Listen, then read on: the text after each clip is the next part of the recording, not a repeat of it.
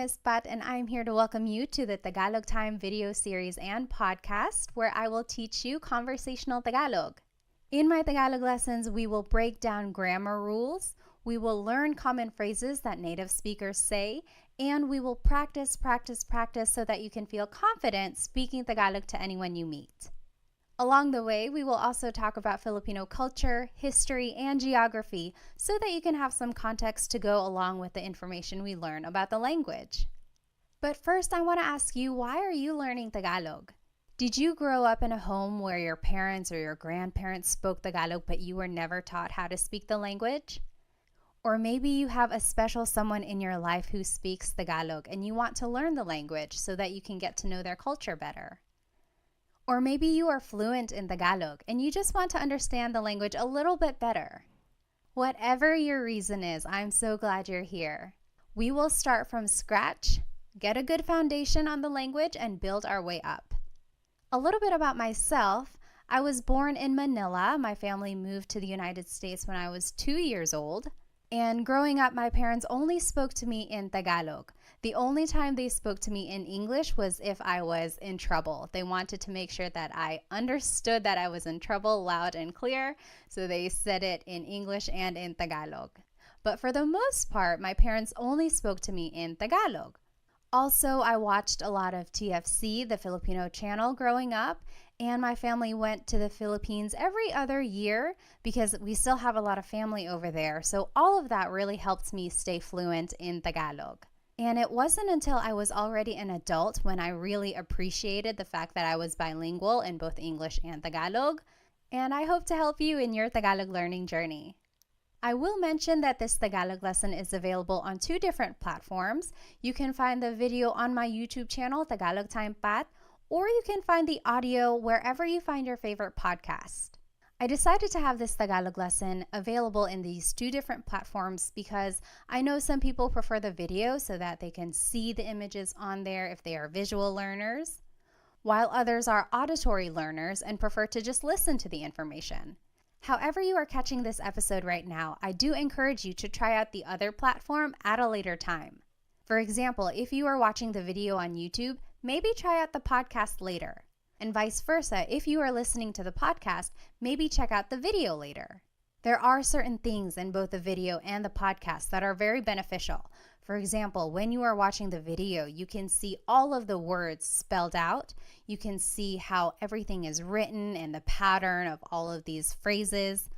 Whereas when you are listening to the podcast, you can really focus on the sounds and the emphasis and the pronunciation of words.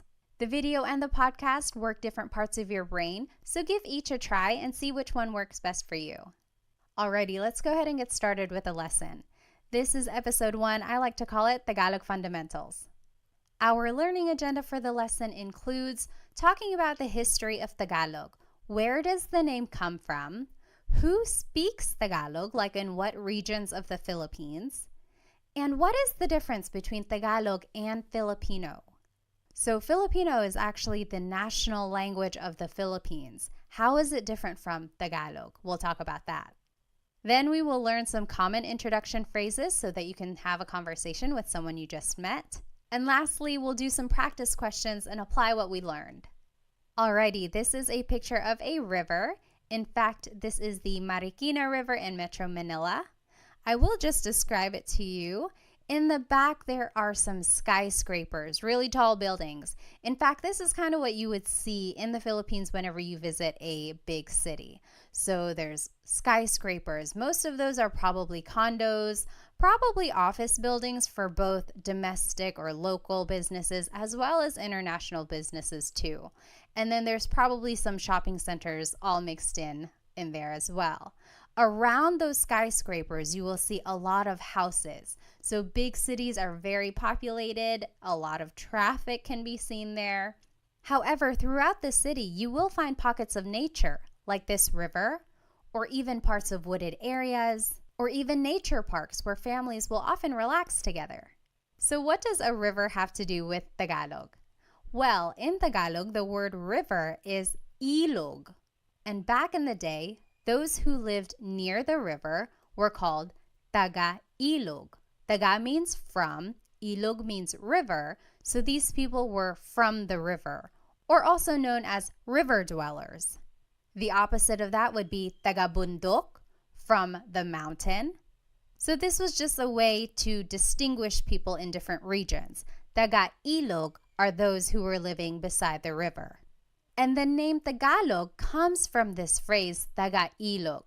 It is the language that was spoken by these people who were living near the river.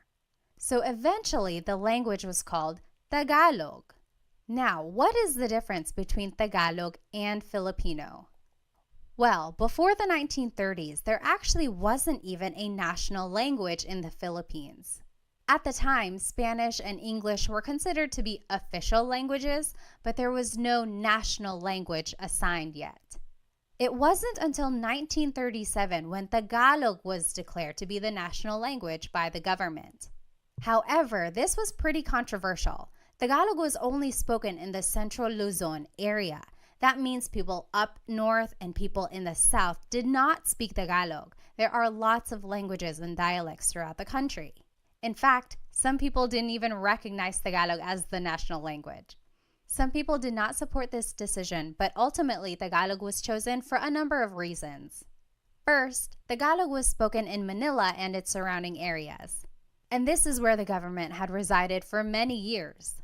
So since this is the area where government decisions were being made about politics, economics, and social issues, many people decided that Tagalog would be more suitable to be the national language. Also, Tagalog was chosen because it didn't have as many smaller dialects like other languages did in the country at the time.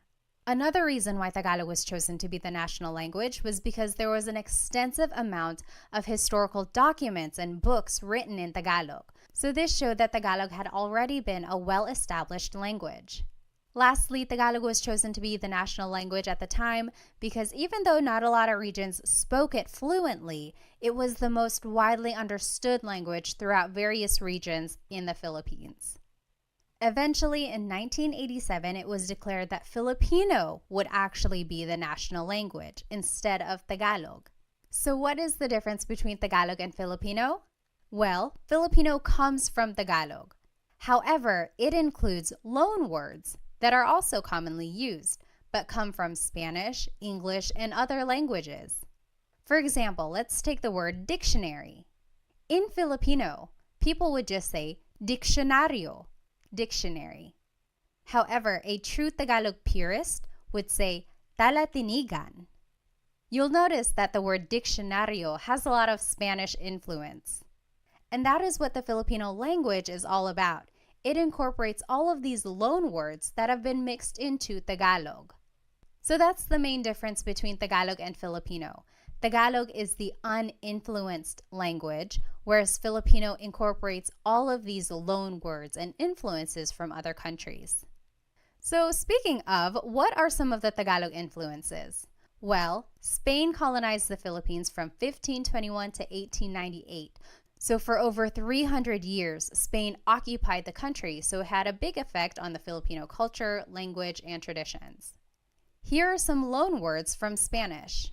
Caballo, horse; radyo, radio; cuchara, spoon; tinidor, fork. Another country that influenced Tagalog is China.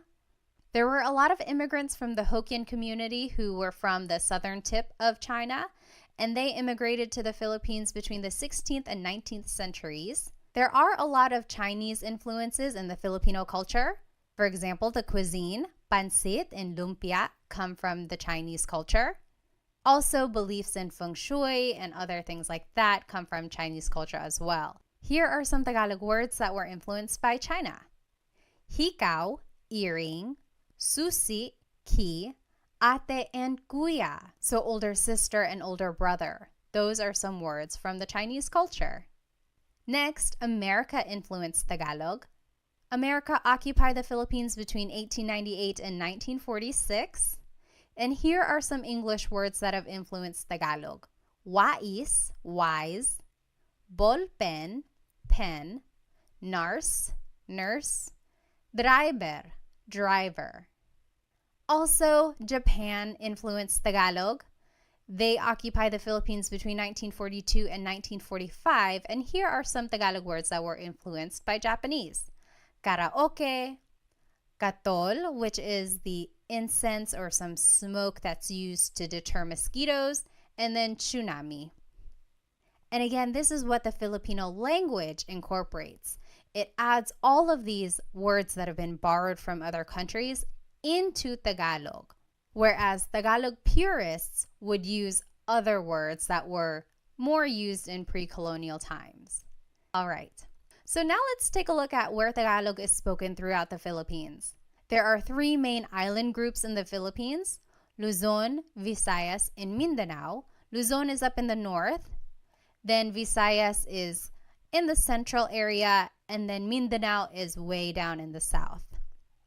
Tagalog is spoken here in this central Luzon area, so it's more up there in the north. There are so many languages in the Philippines, and here are just some of them. Ilocano is spoken up there in the north, northern Luzon area. Tagalog again is the central Luzon area.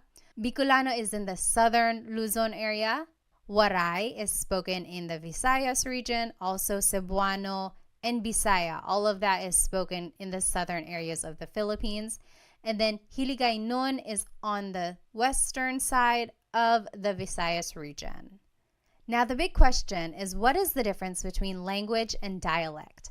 I will say that not everyone agrees. Some people think Tagalog is a language. Some people would say Tagalog is just a dialect. Same with Bisaya. Some people would say, oh, Bisaya is a language. Others would say that Bisaya is a dialect. Based on my research, language is considered to be more broad, whereas dialect is more regional. So yes, someone could argue, oh, Bicolano is regional, Hiligaynon is regional. I like to consider all of these as different languages, and I know I'm going to get people who disagree, and I apologize, but I also just like to give these regions their own recognition as having this developed language and form of communication. I've been corrected before. I've called it a dialect and someone said, no, actually it's a language, and vice versa. I've called it a language and people say, no, it's a dialect. I would encourage you to maybe do your research. You figure out what you want to call these different forms of communication and call it what you would like. I will call them languages. All right. Now let's take a look at where Tagalog is spoken all throughout the world. Well, just think about where Filipinos go. Wherever there are Filipinos, there's likely to be someone who speaks Tagalog. And Filipinos travel all around the world, either for their families, they want to be closer to people who have moved away, or maybe just for work. There are a lot of overseas Filipino workers, so Filipinos have moved everywhere, all around the world. So Tagalog is spoken in almost every continent. Did you know that there has been a Filipino on Antarctica who did some research there? Other than that, they can be found in South America, Africa, North America, Australia, Europe, Asia, everywhere, really. So it is a very widespread language. In the United States, especially on the West Coast, like California, Nevada, Washington State, Tagalog is one of the most spoken languages in households, according to the U.S. Census. So good for you for learning Tagalog. It is a very useful language when you're meeting someone new. All right, so let's go ahead and learn some common phrases in Tagalog. If you want to say hello, how are you in Tagalog, it's Kamusta ka? Kumusta ka? So it's spelled K-U-M, kumusta ka. But sometimes you might hear some people say kamusta ka, like it's a K-A sound. Kamusta ka? So if you want to say hello, how are you, it is just one phrase, kamusta ka? All right, now here are some responses. If you're doing well, you can say mabuti naman. Mabuti naman. That means I'm doing good. I'm doing great. I'm doing well. Mabuti means good. Naman is an emphasis word. So I'm doing good. Mabuti naman. If you're just doing okay, you can say ayos lang. Ayos lang. Ayos means okay. Lang means only. So I'm only doing okay. Ayos lang. And if you're not doing good, you can say hindi mabuti. Hindi means not. Mabuti means good. So not good. I'm not doing well. Hindi mabuti. Okay, say these phrases with me one more time. Kamusta ka? Hello, how are you? Kamusta ka? Kamusta ka? Mabuti naman. I'm doing well. Mabuti naman. Mabuti naman. Ayos lang. I'm doing okay. Ayos lang. Ayos lang. Hindi mabuti. I'm not doing well. Hindi mabuti. Hindi mabuti. Next, if you want to ask someone's name, you could say, ano ang pangalan mo? Ano means what? Ang means is. Pangalan is name. Mo is referring to you. Ano ang pangalan mo? To reply, you could just say, ako si blank. I am blank. For example, I would say, ako si Pat. Ako si Pat. I will say, the long and formal answer could be, ang pangalan ko ay Pat. That literally means, my name is Pat. Pat is my name. However, this isn't conversational Tagalog. A lot of people would just say, ako si blank. Ako si Pat. All right, let's try saying these phrases one more time. Repeat after me. Ano ang pangalan mo? What is your name? Ano ang pangalan mo? Ano ang pangalan mo? Ako si blank. I am blank. Ako si Pat.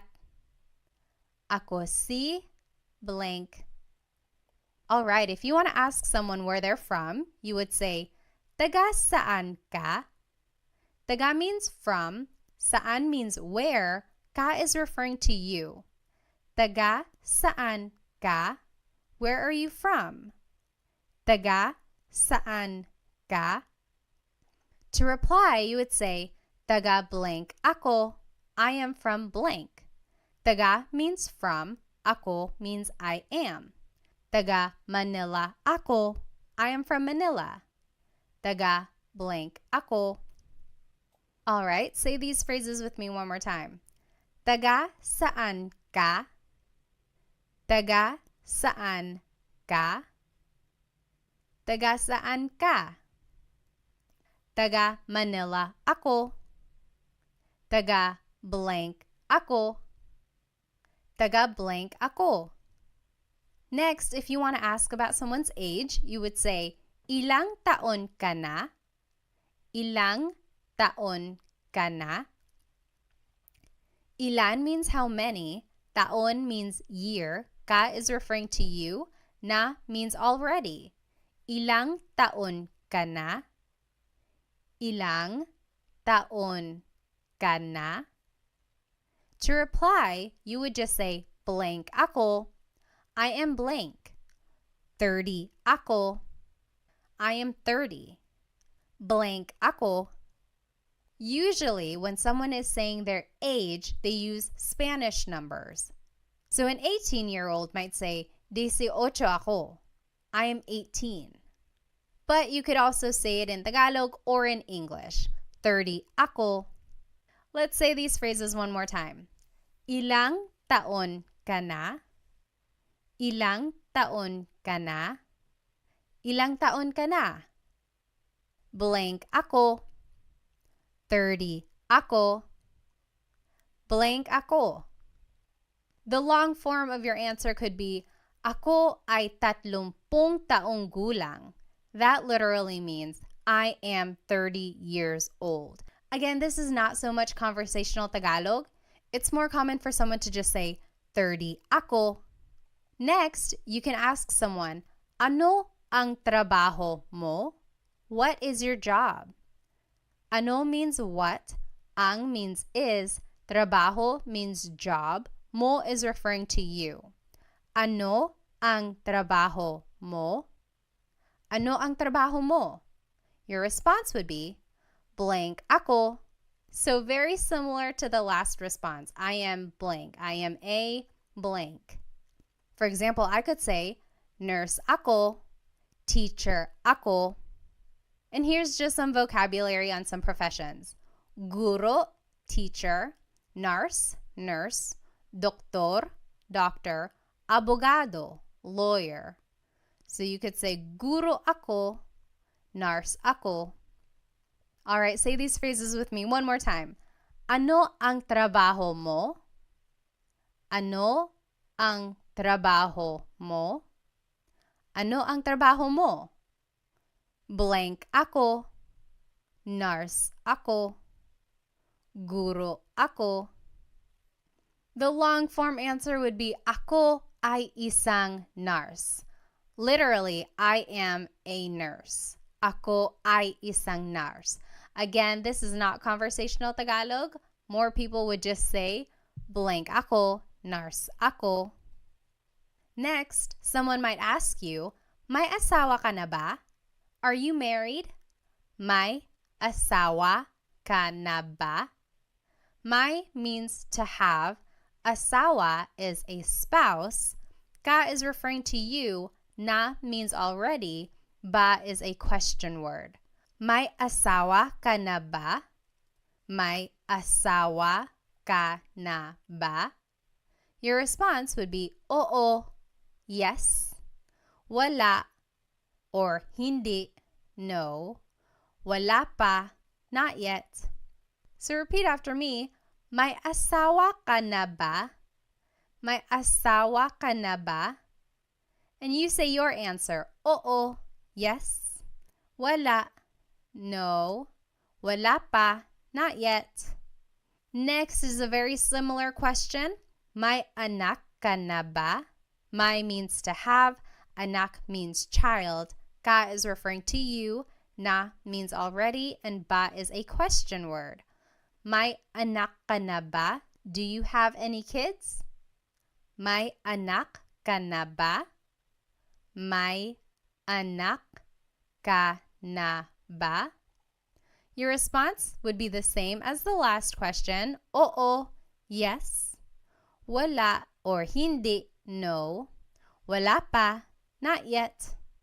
So the difference between wala and hindi. Wala technically means none or nothing. Hindi means no.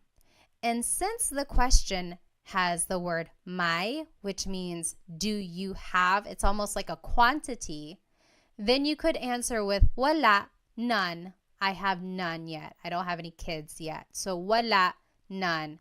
Sometimes you might also hear someone say hindi, no. Most commonly you would hear someone say wala, none.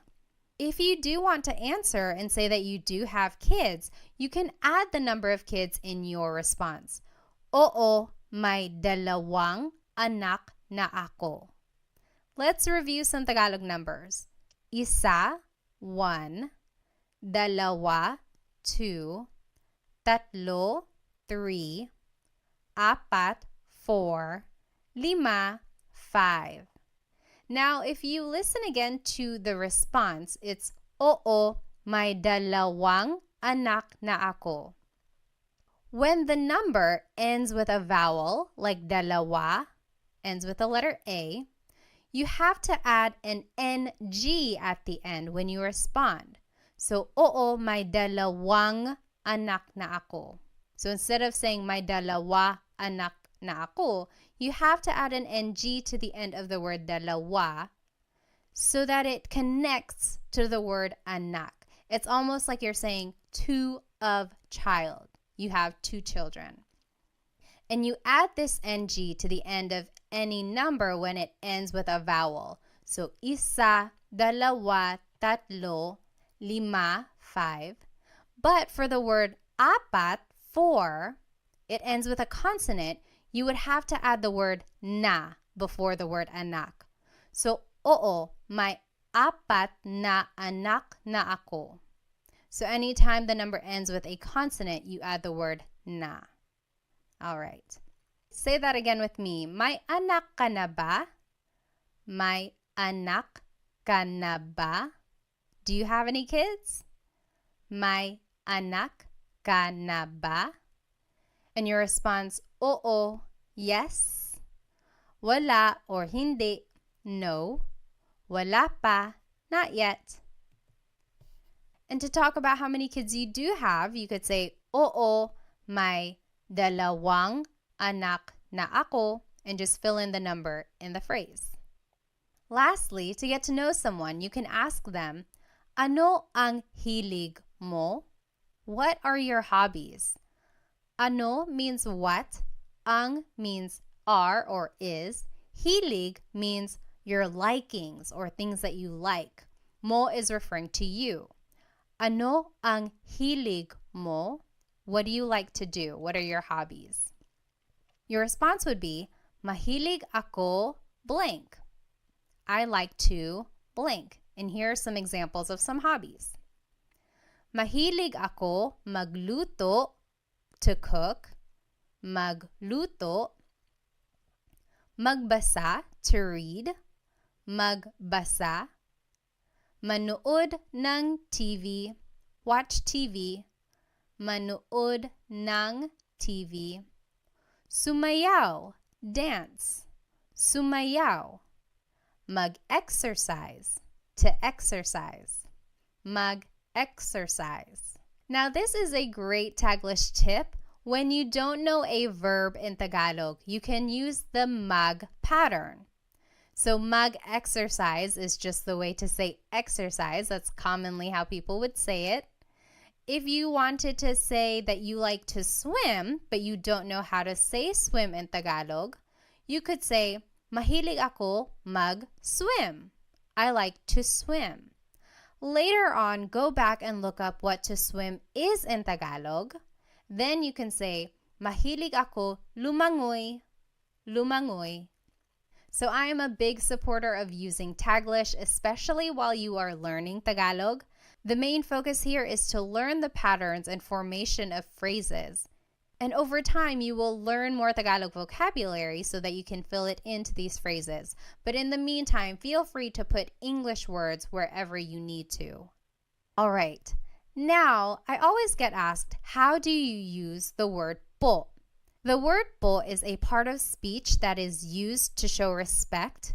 Usually, kids say po throughout a conversation when they are speaking to an elderly person.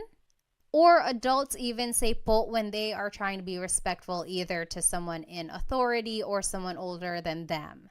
There are specific placements for the word po, but I will tell you about those in my next video, how to use po. But just as a rule of thumb, you can always add po to the end of anything you say and it will always work. It will always be respectful. So for any of the phrases that we learned today, add po at the very end when you are speaking to someone older than you. And that's just a good way to show respect. All right, now it's time to practice what we learned today. Translate these phrases in Tagalog. I will give you 10 seconds and then we'll go over the answer.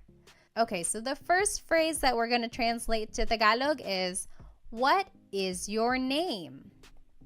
What is your name? How do you say that in Tagalog?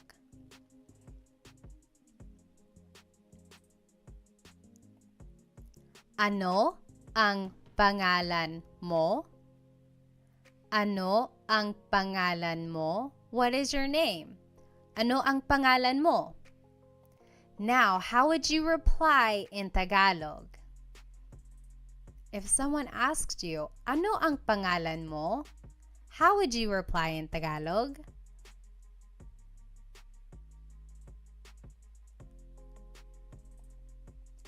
Ako si blank. Ako si Pat. Ako si blank. All right, next question. How do you say, what is your job in Tagalog? What is your job?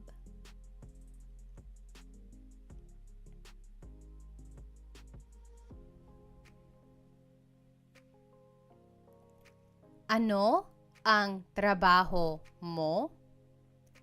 Ano ang trabaho mo? What is your job? Ano ang trabaho mo?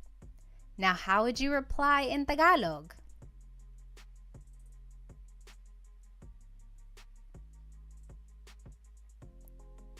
Blank ako. I am blank. Nurse ako. Teacher ako. Next, how would you say, hello, how are you in Tagalog?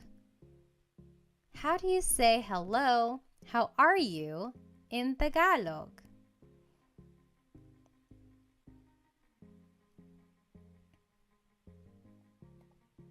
Kamusta ka?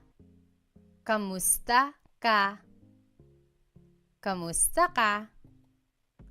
Now, how would you reply in Tagalog? Remember, there are 3 different responses that you could say. How would you reply to kamusta ka?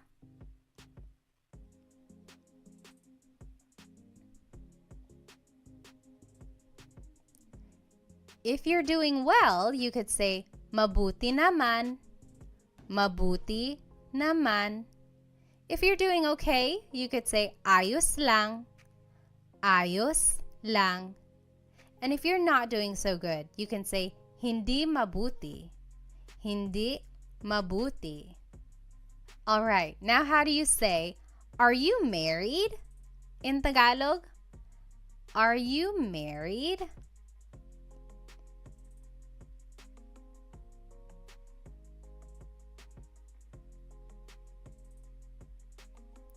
May asawa ka na ba? May asawa ka na ba? Are you married? May asawa ka na ba? Now, how would you reply in Tagalog? Remember, there are 3 different types of responses you can give to this question. May asawa ka na ba?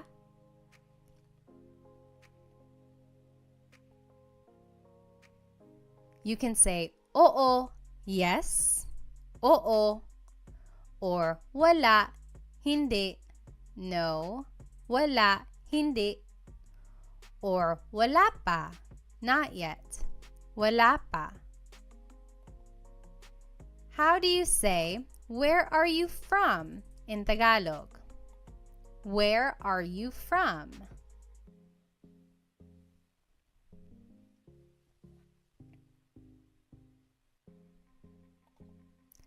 Taga saan ka? Taga saan ka? Where are you from? Taga saan ka? Now, how would you reply in Tagalog?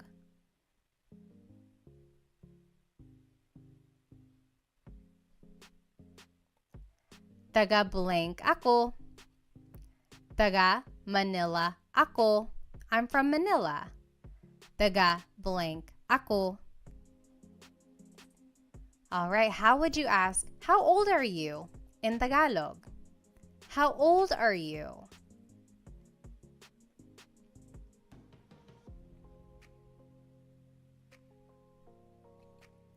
Ilang taon ka na? Ilang taon ka na? Ilang taon ka na? Now, how would you reply in Tagalog?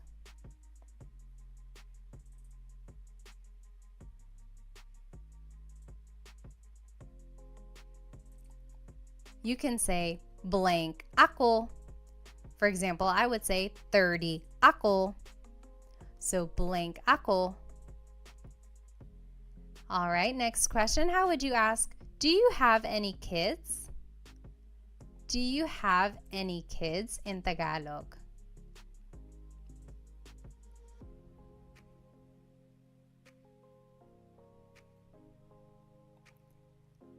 May anak ka na ba? May anak ka na ba? Do you have any kids? May anak ka na ba? And how would you reply in Tagalog?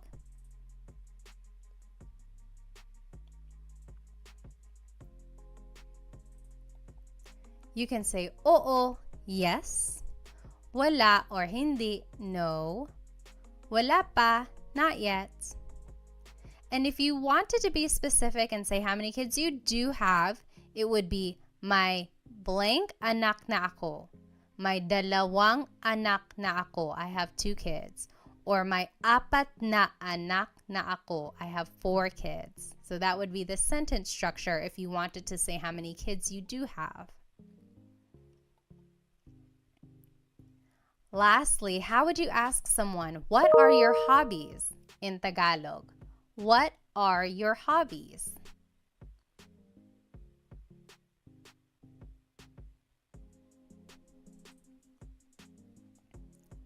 Ano ang hilig mo? Ano ang hilig mo? What are your hobbies? Ano ang hilig mo? And how would you reply in Tagalog? Mahilig ako. I like to. Mahilig ako magluto, to cook. Magluto. Magbasa, to read. Magbasa. Manood ng TV, to watch TV. Manood ng TV. Sumayaw, to dance. Sumayaw. Mag-exercise, to exercise. Mag-exercise. And remember, you can always use a Taglish tip. If you don't know a verb in Tagalog, just say it as a mag verb.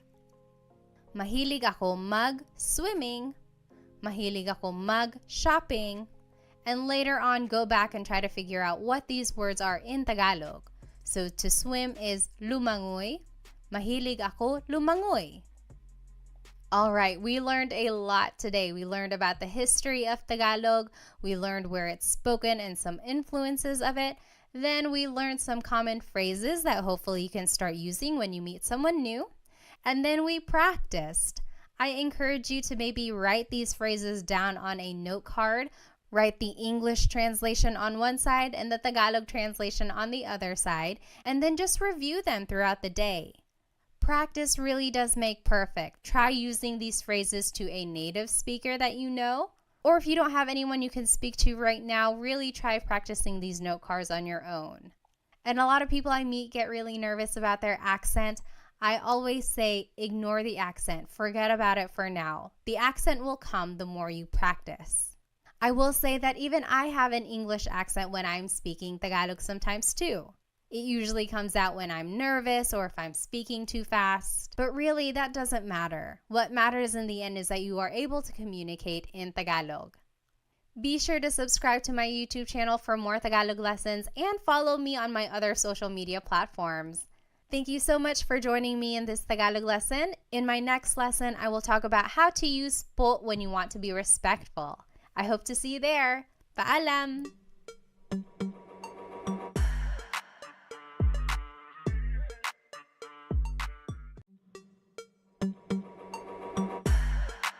Hello po! Welcome to another episode of Tagalog Time. In today's Tagalog lesson, we will learn how to use the word po.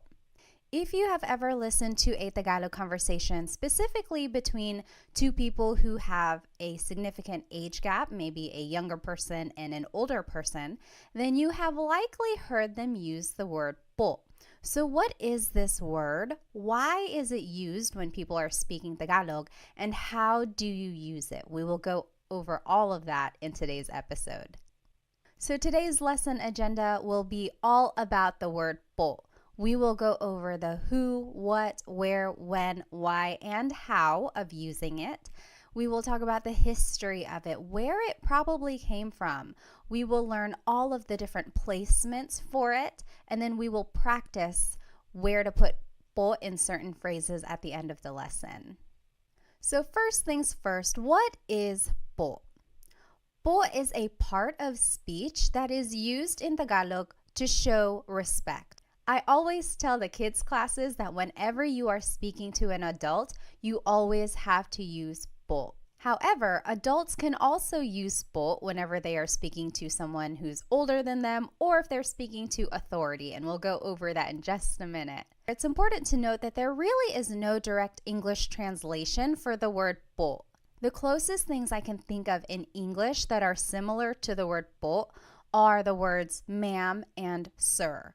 I live here in North Carolina in the United States, and down here in the South, using ma'am and sir is a very respectful thing to do whenever you're speaking to someone maybe older than you or to anyone you want to show respect to. For example, someone might say, "Thank you, ma'am, thank you, sir," or "Yes, sir, yes, ma'am," whenever they want to show respect. And that's kind of the same idea with the word po. However, ma'am and sir aren't always used throughout the sentence, so it's not quite the same as po, but the idea is the same. So where did the word po come from? Some say that the word originated in pre-colonial times from this word apo. Now don't get confused, it's not the word apo, which means grandchild, but it's the Tagalog word apo, and it means Lord. But in pre-colonial times, and even in indigenous communities today, those who are well respected in the community were referred to as apo.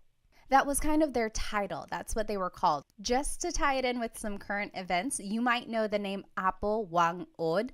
She was recently on the cover of Vogue, and she was the oldest woman to be on the cover of the magazine.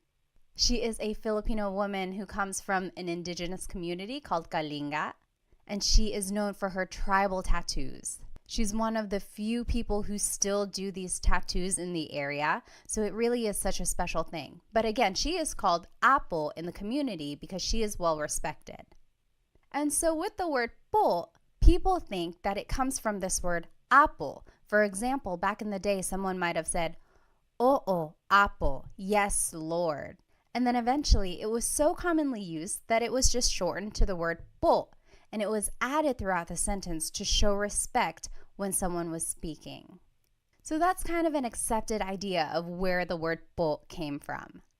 So why is po used? Well, the Philippines has a very respectful culture, and that can be seen through many practices. For example, children are taught at a very young age to do the mano po, also known as bless. And that is where the young person takes the hand of an older person and touches the back of the hand to their forehead. It's said that this was a way for them to grant a blessing from the elderly person. And that just emphasizes the idea of how people are taught to really respect their elders. Another way people show respect towards others is through the way they refer to each other. For example, the titles ate and kuya are used for people who are older than you. Ate is what you call an older sister or even an older cousin or friend who's a girl. These are usually someone who's just a little bit older than you, not too much older, otherwise they would be tita and tito. But if they are just like one generation older than you, then they would be considered your ate. Same with the name kuya. These are your older brothers or older cousins and friends who are boys. For example, if I am older than you, you could call me Ate Pat. Your older cousin might be Kuya Sam, and so on. So again, these titles just show how respect is embedded in the family and community unit. As I mentioned, kids are taught to say po whenever they are speaking to their elders. So their parents, their aunts and uncles, their grandparents. However, it's important to note that adults also use the word po whenever they are speaking, of course, to their elders, so maybe their grandparents or their parents, but also to anyone in authority, so bosses or police or priests or doctors. So anyone they want to be respectful to, they would say po. When and where is the word po used? It can be used anytime, whether you are just at home with your family, or if you're at the grocery store, or if you're at work. It's always appropriate whenever you want to show respect. Other than using the word po personally with your family, you might also hear the word po in hospitality settings. So for example, at hotels and restaurants. You will likely hear the staff speaking to you with the word po. And that again is just a way to show respect because you are a guest in that area. And that is just a way for them to be professional and respectful. All right, so how do you use the word po? Before we jump into the proper placements of po, let's go over some common Tagalog phrases that we can use as a reference. So first, the basic way to say hello and how are you in Tagalog is just kamusta ka, kumusta ka. To reply, you can say mabuti naman, I'm doing well, mabuti naman. Or if you're just doing okay, you can say ayos lang, ayos lang. And if you're not doing well, you can say hindi mabuti, hindi mabuti. Say these phrases with me one more time. Kamusta ka? Hello, how are you? Kamusta ka? Mabuti naman. I'm doing well. Mabuti naman. Ayos lang. I'm doing okay. Ayos lang. Hindi mabuti. I'm not doing well. Hindi mabuti. Next, if you want to ask for someone's name, you can say, ano ang pangalan mo? Ano ang pangalan mo? Your response would be, ako si blank. I am blank.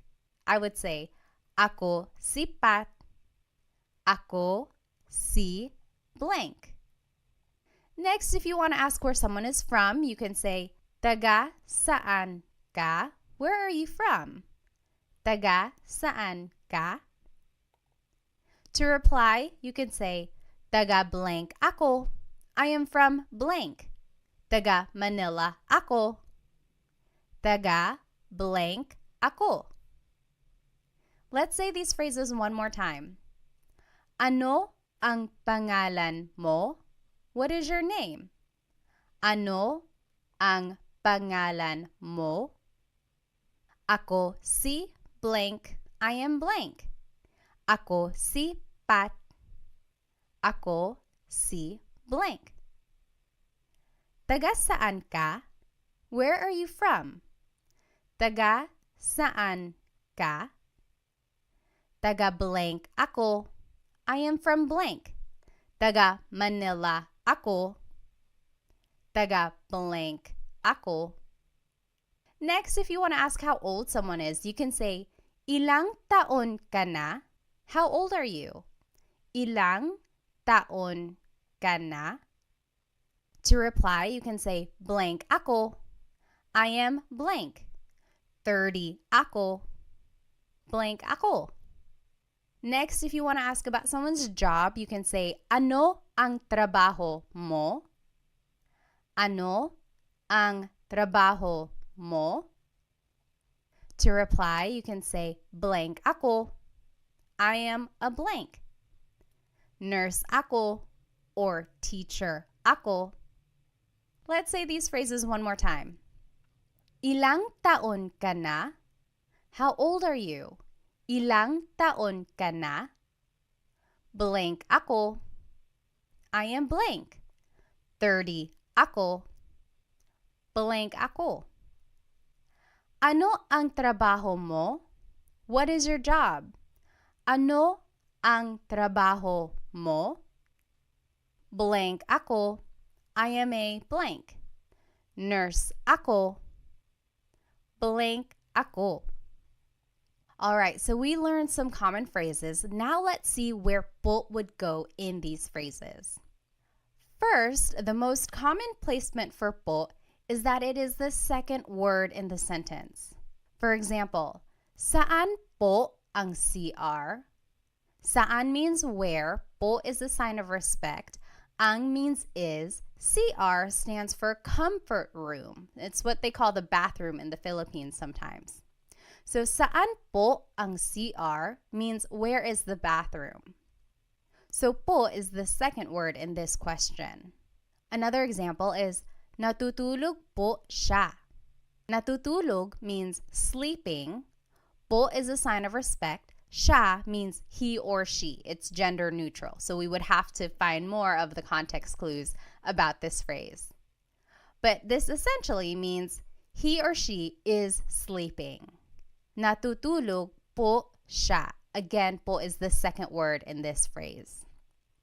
The second rule for the word po is that it goes after the words ko, which means I, or na, which means already. So if either of these words appear in a phrase, po would go after that word, ko or na. For example, nakita ko po yung kotse.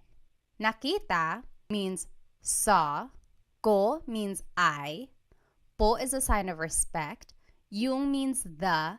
Kotse means car. So, I saw the car.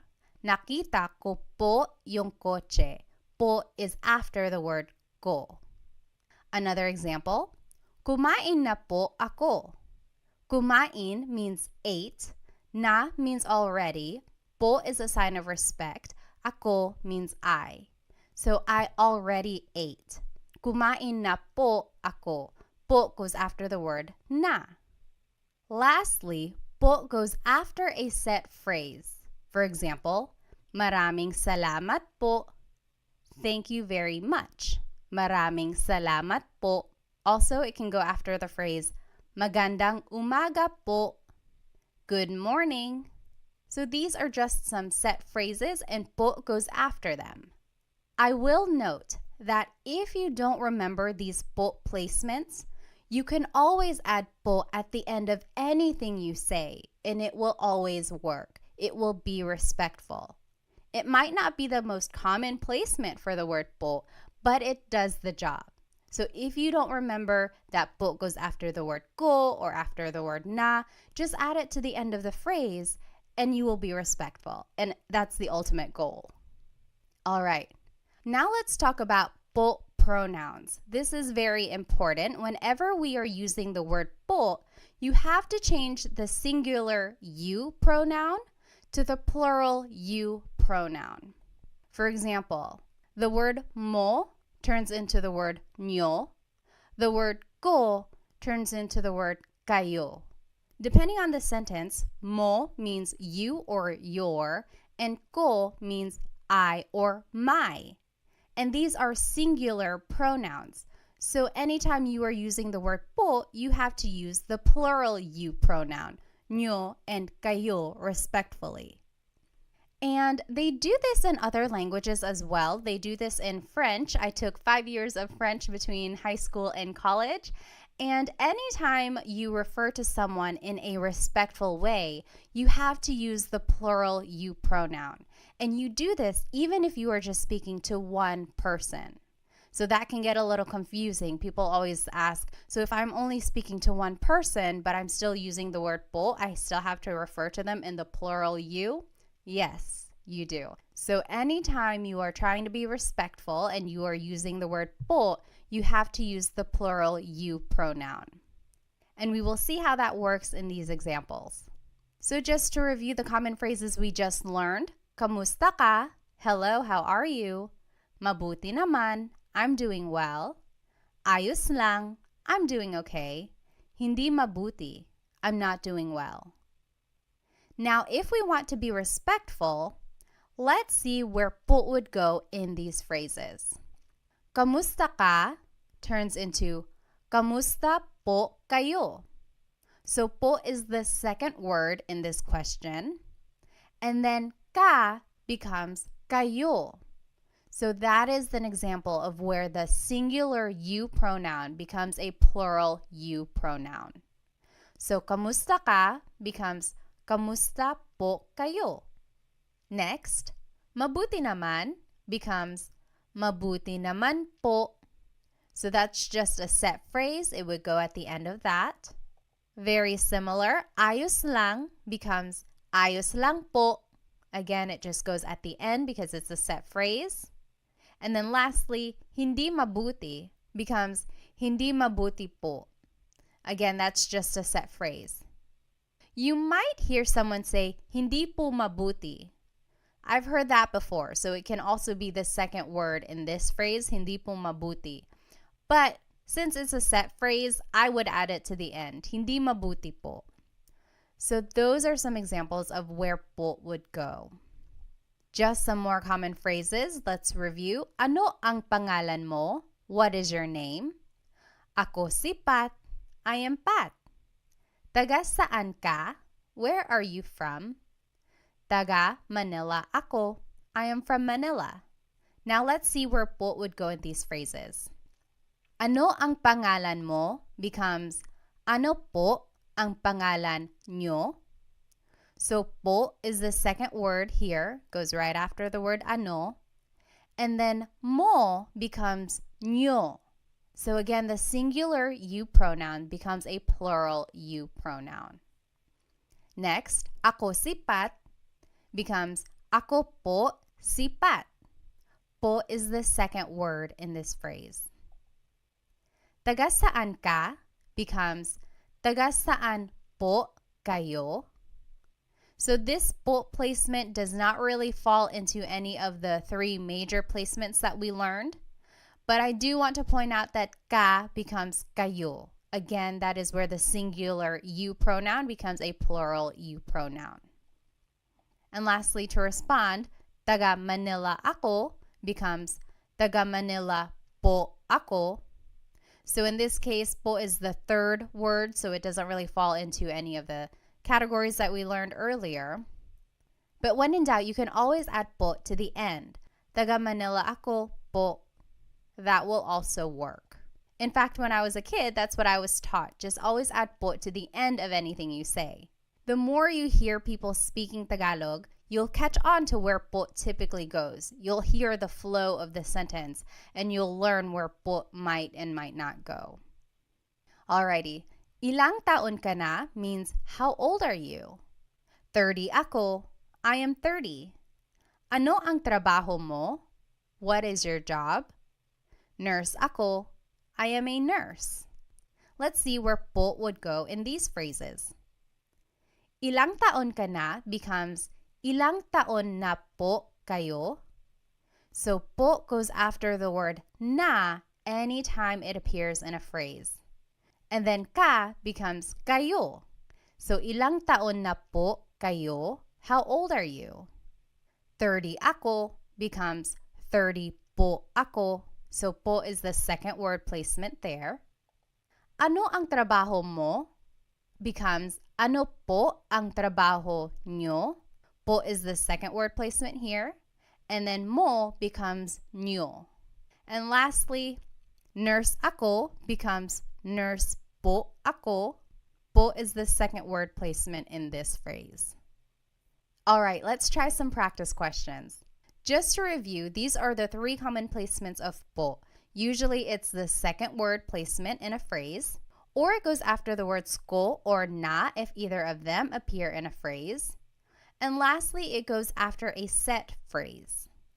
And then the most important rule is anytime you are using po, you have to use a plural you pronoun instead of the singular you pronoun. So like the phrase we learned, taga saan ka? Where are you from? Turns into taga saan po kayo? Ka becomes kayo. You would never ever hear someone say, taga saan po ka? The po and the ka are never together since that is a singular you pronoun. You always have to change the ka into kayo, which is the plural you pronoun. Taga saan po kayo? All right, so let's do some practice. What is the proper placement of po in these phrases? Maligayang bati, happy birthday. Maligayang means happy. Bati means a greeting. So happy greeting, usually used for happy birthday. Maligayang bati. I'll give you a hint. This is a set phrase. So think about that. Maligayang bati, happy birthday. Where would po go there? Next, binili ko yung laruan. Binili means bought. Ko means I. Yung means the. Laruan means toy. So I bought the toy. Binili ko yung laruan. Where would po go in this phrase? Binili ko yung laruan. And lastly, kinain ko na yung pagkain. Kinain means ate. Ko means I. Na means already. Yung means the. Pagkain means food. I already ate the food. Kinain ko na yung pagkain. Where would po go in this phrase?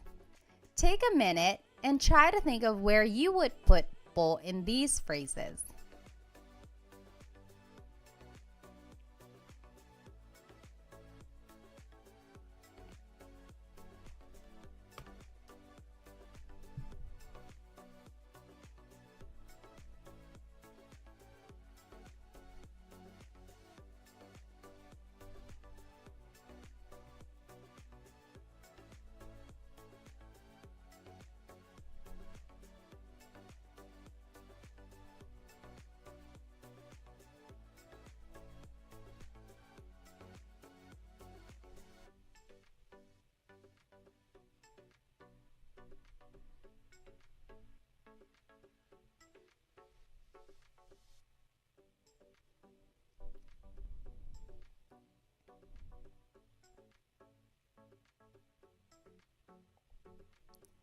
All right.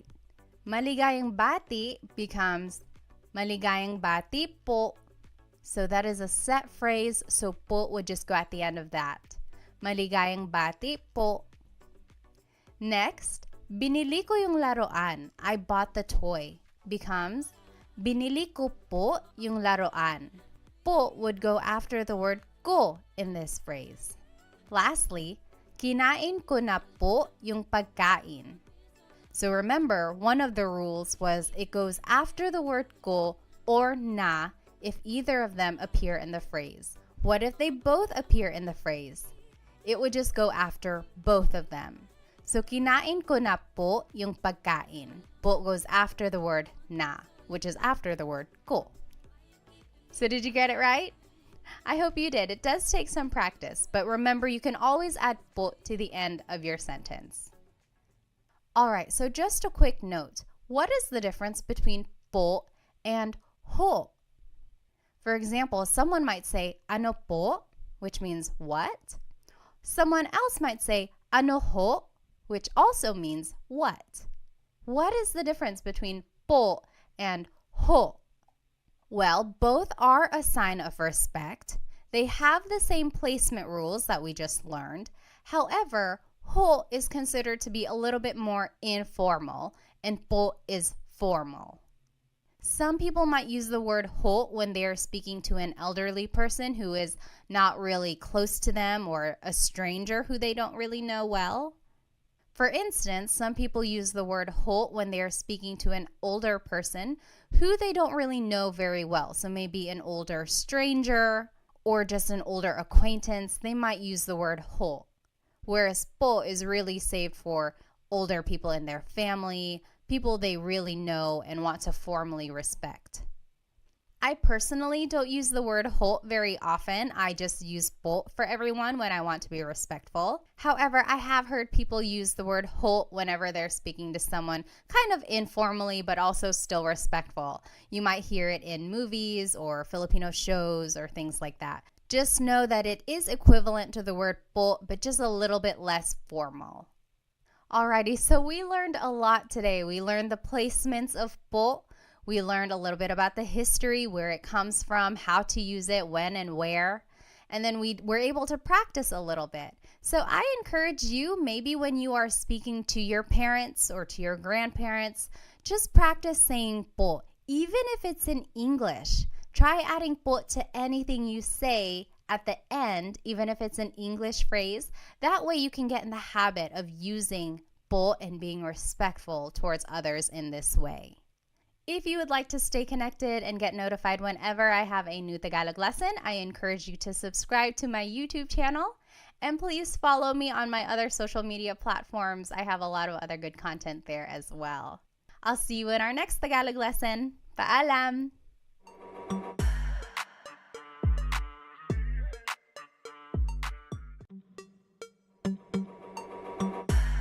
Hello, hello! Welcome to another episode of Tagalog Time with Bat. This is episode 3, and we will be learning how to conjugate Tagalog verbs in the present tense. I encourage you to go back and watch episode 1 and 2 if you have not watched them yet. I have planned these episodes to kind of start from scratch. So if you don't know any Tagalog at all, start with episode 1 to learn about just the fundamentals of Tagalog, learning about basic phrases and everything like that. And then episode 2 will focus on how to use po so that you can be respectful when you're speaking to adults or to authority. And then now episode 3, this is more heavy on the grammar side so that we can start speaking more kind of simple sentences which you can use in a conversation. So let's go ahead and jump right in. In Tagalog, have you ever wanted to say something like, I am eating, she is sleeping, they are cooking? So basically anything in the present tense. If you've ever wanted to talk about what you are doing in this moment in time, or talk about what someone else is doing right now, this is a good episode to watch so that you can learn how to make these sentences to describe what you are doing currently. And this is our agenda for today. We will start by talking about verb conjugation in general. Then we will learn the Tagalog verb types. Then we will go into Tagalog pronouns so that we can start making simple sentences. And then we will learn the verb conjugation patterns and then practice them in some example questions. And then I will finish it off with a Taglish tip, which I think you will find very useful. So what is verb conjugation? First of all, a verb is an action word. So to run, to play, to jump, any kind of movement or action, that is a verb. And to conjugate means to change into a different form. So when we speak, we are constantly conjugating verbs depending on what we're trying to say.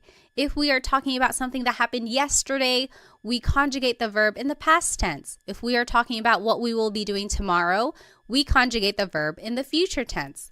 So to conjugate just means to change into a different form. And I like to take the time to kind of explain what conjugate means because one time in a class, I had a student ask, what does conjugate mean? And here I was just throwing the word around thinking everyone knew what it meant. So I like to just kind of start at the basics and just explain what a verb is and what it means to conjugate it. Now, there are many different types of verb tenses. In English specifically, there's a whole bunch. The most common ones are the present tense, like what you're doing right now, past tense, what you did yesterday or last week, future tense, what you will be doing tomorrow or next month. Then in English, there are also lots of other tenses like the present perfect tense, like I have been to his house before. So that means like something happened in the past, but it's still kind of related to the present. Then there's the pluperfect tense. I had eaten lunch. So that's something that happened in the past. It's done. It happened at a specific moment in time. And then there are just so many more verb tenses out there, especially in English. But in today's class, we will focus on how to conjugate verbs in the present tense. Alrighty, so in Tagalog, there are 5 main types of verbs in Tagalog. Mag, ma, in, and e verbs. Now, what makes them different is that some verbs are actor-focused, and some are object-focused, and some are both. So what does that mean? An actor-focused verb means that the subject is doing the action. For example, the boy is playing. Here, the subject is the boy, and he is doing the action. He is playing. Whereas in an object-focused verb, the action is being done to the subject. For example, wash the dishes. Here, the subject are the dishes, and they are being washed. So the action is being done to the subject. So that's the difference between an actor and an object-focused verb. And the difference between them will be important when we are determining the type of sentence that we're going to make. So we'll see that more in the examples later on. Alrighty, so speaking of subjects, let's learn some subject pronouns. Ako means I. Ka means you singular, so it's just you by yourself, one person. Siya means he or she. And I want to point out that siya is gender neutral. That means you have to listen for the context of the sentence to determine who that person is talking about. And also, take a look at the spelling. It looks like it should be pronounced siya, but it's actually pronounced siya. There are some regions in the Philippines that might pronounce it siya, but for the most part, in the Central Luzon, Tagalog-speaking areas, it's pronounced siya. Next, sila is they. Tayo is we inclusive. Kami is we exclusive. So in Tagalog, it's interesting. There are 2 types of we. In English, we just say we, and then you have to kind of distinguish who you're talking about, like we who. So in Tagalog, if everyone is included, that's tayo. So you and me and everyone in the room, we are all eating, kumakain tayo. That's inclusive because everyone is doing the action. Whereas if it were me and my husband Chris, we are eating, that would be kumakain kami. That's exclusive because you're not included. I'm just kind of telling you about it. kumakain kami, we are eating. And then lastly, kayo is you plural. So you all, that's you plural, kayo. Okay, now the simplest sentence structure is verb plus pronoun. If we take a look at the verb to cook, in Tagalog it's magluto. So if you want to say I am cooking, it's nagluluto ako. Or you could say nagluluto ka, you are cooking. Nagluluto siya, he or she is cooking. Nagluluto sila, they are cooking. Nagluluto tayo, we are cooking, inclusive. Again, that's you and me and everyone in the room. We are all cooking together. Everyone is included. Nagluluto tayo. Versus nagluluto kami. Me and my husband Chris, we are cooking. That's exclusive. And then nagluluto kayo, you all are cooking. Maybe you all as a class, nagluluto kayo. All right, so all of these examples just show the simple sentence structure, verb plus pronoun. So the verb goes first, and then the pronoun goes afterwards. It's the opposite of English where the pronoun goes first. Like, I am cooking, I is the pronoun, and then it's the verb cook. So in Tagalog, it's the opposite, verb plus pronoun. All right, so one important thing about Tagalog verbs is that they all have a root word, and then something is added to them to conjugate it to a different tense. So an affix or an infix is added to the word to change it into a different tense. For example, let's take a look at the word magluto, to cook again. You could say nagluluto ako, I am cooking. That's the present tense. Past tense, nagluto ako, I cooked. Future tense, magluluto ako, I will cook. So I underlined here all of the root words. So luto is the root word. And then there's the affix that goes before the root, and that will determine the tense. And what I want you to get from this slide is that if you can pick out the root word in a conversation, then that will really help with the translation of Tagalog for you. So if I heard someone say, oh, nagluto ako kahapon, then I would say to myself, okay, I know luto means to cook. Now I have to use context clues to figure out, are they talking about something that happened yesterday, or are they cooking right now, or are they going to cook tomorrow? So if you can pick out root words when you're listening to Tagalog, that will really help with the translation and understanding of the language. Alrighty, so let's go ahead and jump right into these conjugation patterns. We will start with the mag verbs. They are usually actor focused, and they are the most common type of verb in Tagalog. Here are some examples. Maglakad, to walk. Magluto, to cook. Magbasa, to read. Now, in the present tense, if you want to conjugate a mag verb in the present tense, here is the pattern. It's the affix nag, then it's the repeated first syllable, and then it's the root. For example, maglakad becomes naglalakad. Here's the affix nag, then there's a repeated first syllable, and then the root. Naglalakad ako, I am walking. Naglalakad sila, they are walking.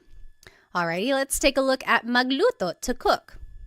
In the present tense, it becomes nagluluto. Here's the affix nag, then there's the repeated first syllable, and then the root. Nagluluto sila, they are cooking. Nagluluto. Lastly, magbasa, to read. It becomes nagbabasa.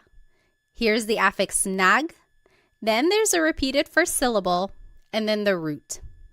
Nagbabasa ako, I am reading. So that is how you would conjugate a mag verb in the present tense. Let's take a look at ma verbs. They are very similar in their pattern. These are usually actor focused, and here are some examples. Maligo, to shower.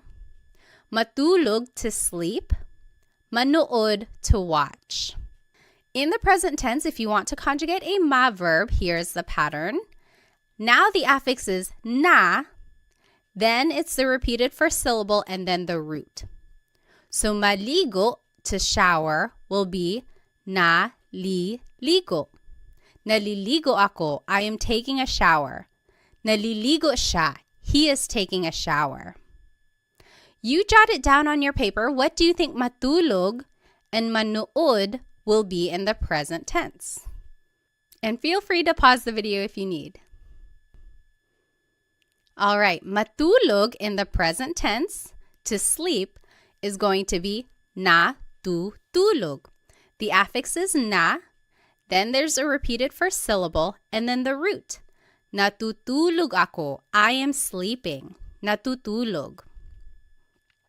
Manood, to watch, will be nanonood. Nanonood sila. They are watching. Affix is na, then there's the repeated first syllable, and then the root, nanonood. So mag and ma verbs have a very similar pattern. The only difference is that affix in the beginning. Now let's take a look at verbs. These can be actor or object focused, depending on the context. And here are some examples. Kain is to eat. Takbo is to run. Tawa is to laugh. Now you might be wondering, why are these verbs? Doesn't appear in the word at all. It's because is the infix that goes into the word when you are conjugating it. So in the present tense, to conjugate an verb, the infix goes between the first and second letter, and then it's the root at the end. So for example, kain, to eat, becomes kumakain. Goes between the first and second letter, and then you add the root at the end. Kumakain ako. I am eating. Kumakain ako. Next, takbo means to run. In the present tense, it would be tumatakbo. Tumatakbo siya. He is running. Goes between the first and second letter, and then it's the root at the end. Tumatakbo. You jot it down. What do you think tawa will be in the present tense? And just use the pattern we learned. In the present tense, tawa, to laugh, will be tumatawa. Goes between the first and second letter, and then the root goes at the end. Tumatawa sila. They are laughing. Tumatawa. Alrighty, now let's move on to verbs. These are also object focused. And here are some examples. Gamit means to use. Walis means to sweep. It has a very similar pattern to verbs. The only difference now is that the infix in goes between the first and second letter, and then it's the root. So gamit, to use, in the present tense becomes ginagamit. In goes between the first and second letter, and then it's the root. Ginagamit ko, I am using something. Ginagamit. What do you think walis will be in the present tense? Remember to just use the pattern and plug everything in. Walis in the present tense is winawalis. So in just goes between the first and second letter, and then the root goes at the end. Winawalis ko yung sahig. I am sweeping the floor. Winawalis. Lastly, verbs. These are object focused. Some examples are isara, to close, ibigay, to give, itago, to hide. And now the pattern is the infix in goes between the second and third letter, and then it's the root. So isara, to close, becomes isinasara. Isinasara. So in goes between the second and third letter, and then the root goes at the end. Isinasara ko yung pinto. I am closing the door. You jot it down. What do you think ibigay and itago will be in the present tense? In the present tense, ibigay, to give, will be ibinibigay. ibinibigay.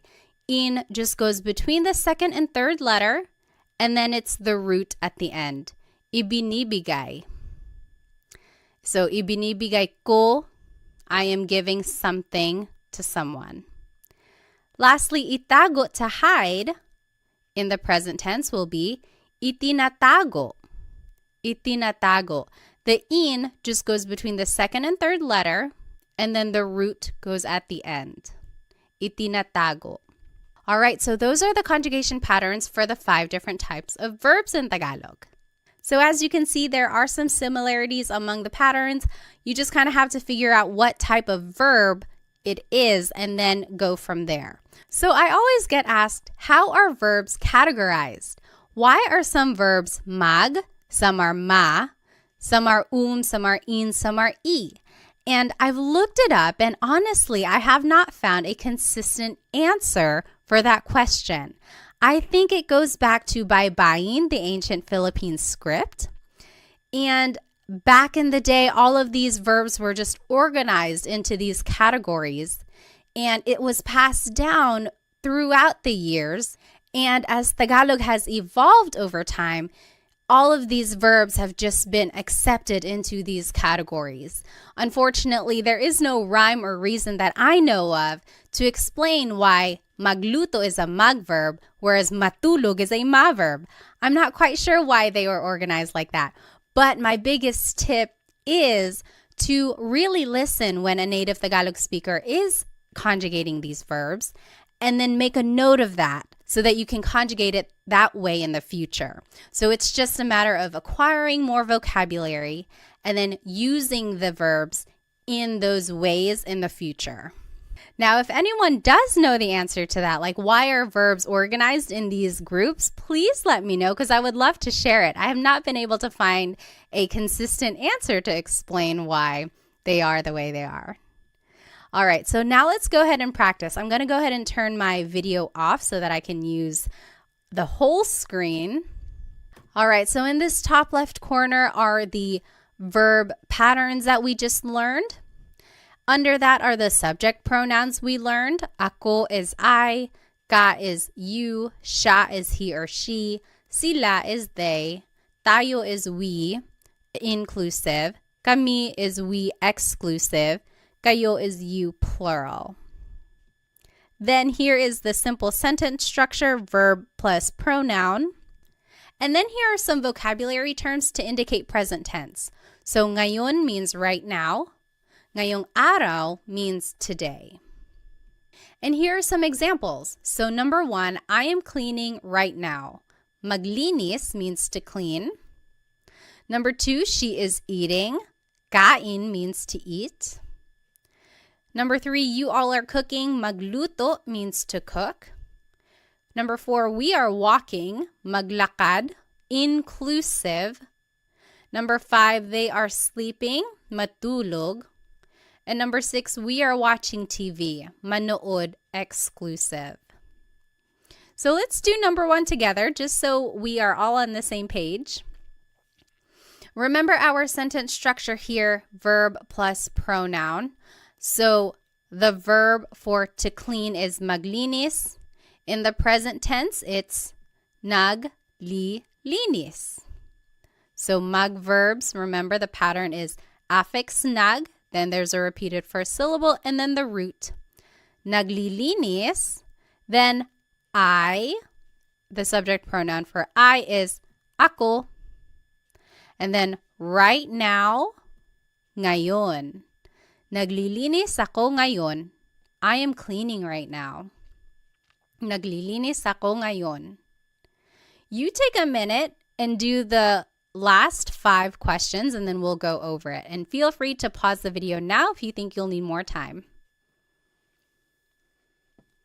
All right, so let's go ahead and do number 2. She is eating. Kumakain siya. Remember, kain is an verb.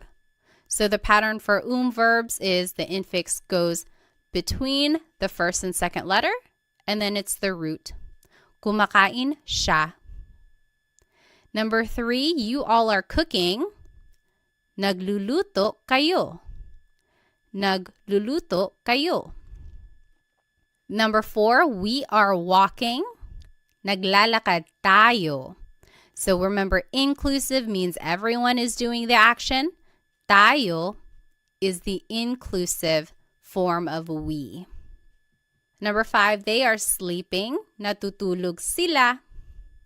Natutulog sila. And lastly, we are watching TV. Exclusive. Nanonood kami ng TV. So not everyone is doing it. It's just me and someone else. Nanonood kami ng TV. So the TV just goes at the end. Nang means some or a thing. We are watching some TV. Now I want to take a look at this phrase, she is eating. Kumakain siya.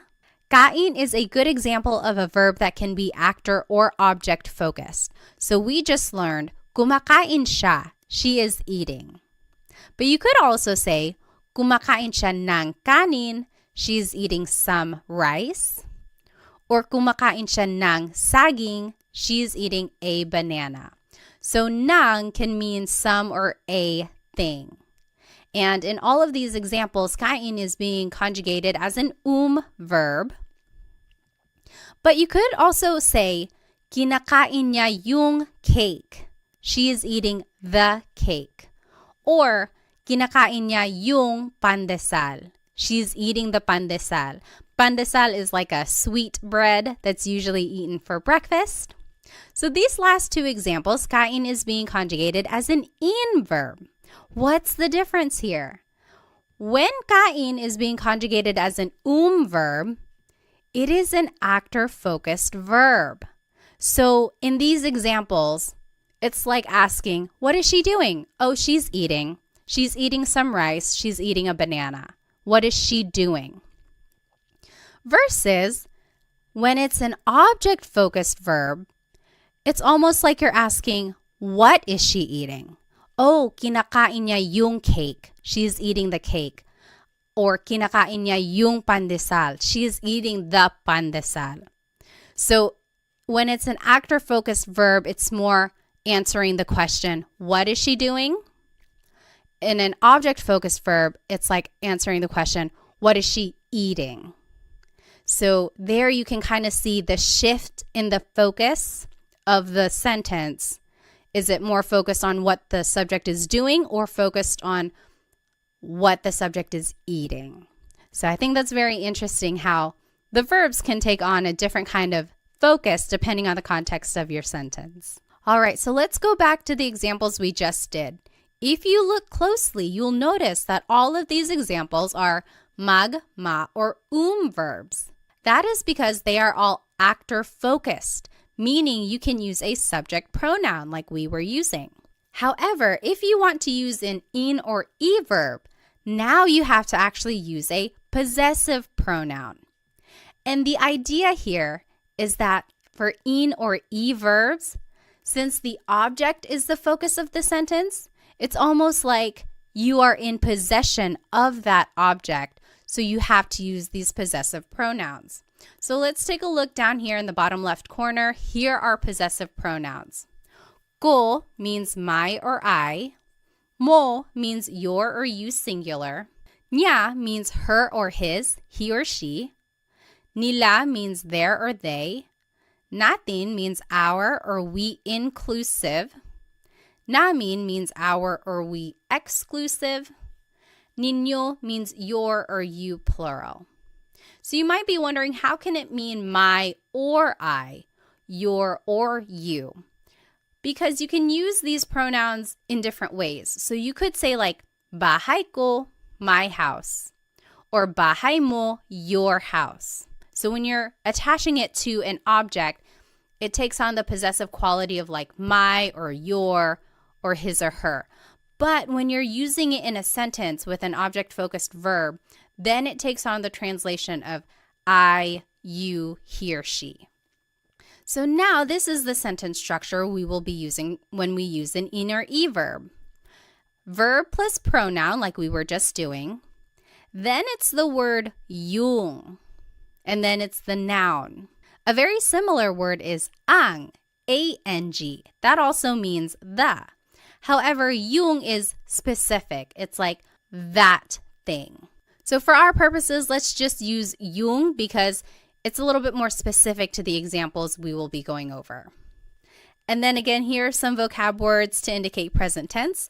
Ngayon means right now. Ngayong araw means today. And here are some examples. I am using the car, and I gave you some vocabulary words. Gamit means to use. Kotse is car. Number 2, he is closing the door. Isara means to close. Pinto means door. Number 3, you all are sweeping the floor. Walis means to sweep. Sahig means floor. Number 4, they are hiding the toys. Itago means to hide. Mga laruan means toys.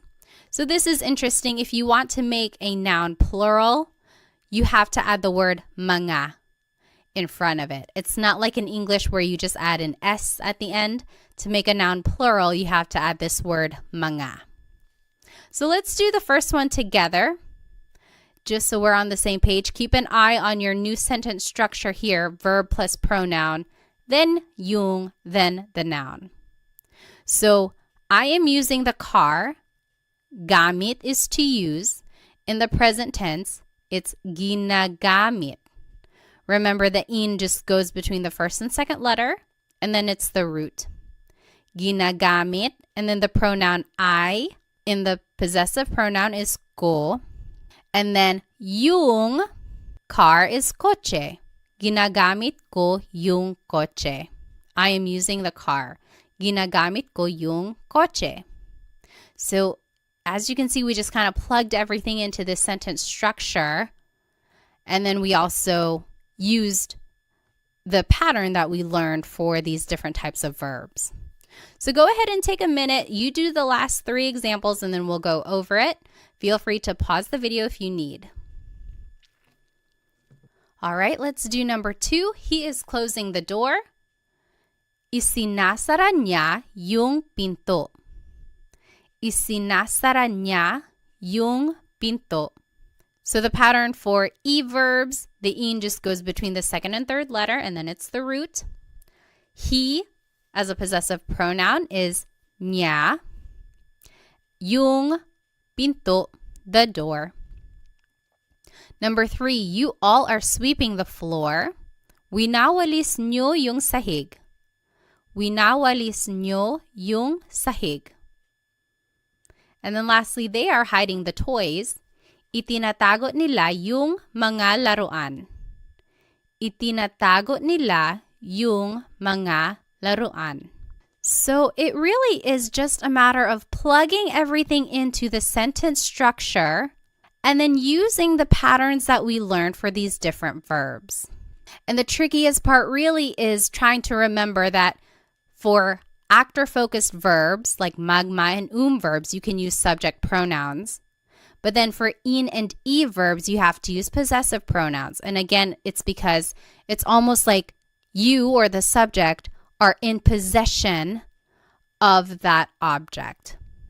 Alrighty, so let's take a look at this verb walis. This is another example of where it can be an actor or object-focused verb. We learned winawalis ko yung sahig. I am sweeping the floor. That's an in verb. The focus is on the object, sahig. What are you sweeping? I'm sweeping the floor. Winawalis ko yung sahig. But you could also say, nagwawalis ako. I am sweeping. Now the focus is on me, the subject. I am sweeping. What are you doing? I'm sweeping. So here, when it's an in verb, it's an object-focused sentence. Versus when it's a mag verb, it's an actor-focused sentence. So very interesting there. Alrighty, let's finish it off with this Taglish tip. Taglish is Tagalog and English together.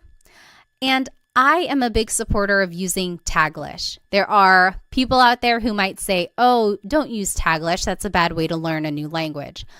On the contrary, I think it's a great way to learn a language because you can use it as a stepping stone while you get more vocabulary. So you don't want to rely on Taglish forever. The idea is that hopefully over time you can get more vocabulary and learn how to say the whole phrase in Tagalog. But in the meantime, let's learn this Taglish tip, and I think you can use it every day. So let's take a look at these examples. I am driving, she is swimming, they are jumping. We didn't learn how to say to drive, to swim, or to jump. We didn't learn those verbs. But you could always turn them into a mug verb. So mug plus the English verb, and then you could just conjugate it in the present tense using the pattern we learned. Affix is nug, then there's the repeated first syllable and then the root, and then use the subject pronouns like we learned. So what if for number 1, I said, I am driving, and I told you to use the verb mug drive. Now you could conjugate it as nagdadrive ako. So you see there's the affix nag, then there's a repeated syllable, more like a repeated sound, and then there's the root. Nagdadrive ako. I am driving. Nagdadrive ako. I know it's kind of funny. It's like, is this even allowed? But honestly, I hear this phrase a lot. It's like, oh, sorry, I can't pick up the phone right now. Nagdadrive ako. I am driving right now. Next, she is swimming. What if I told you to use the verb mag-swim? How would you say that in Taglish? In Taglish, you could say, nagsiswim siya. So the affix is nag, then there's the repeated first syllable, and then the root. Nagsiswim siya. Lastly, they are jumping. What if I told you to use the verb mag-jump? How would you write they are jumping in Taglish form? In Taglish, you could say, nagja-jump sila. They are jumping. Nagja-jump sila. So the affix is nag, then there's the repeated first syllable or sound, and then the root. Nagja-jump sila. So I think this tip is useful, but again, try to go back later on and try to figure out what that word is in Tagalog so that you can say the whole phrase in Tagalog. So to drive in Tagalog is magmaneho. So nagmamaneho ako. I am driving. To swim in Tagalog is lumangoy.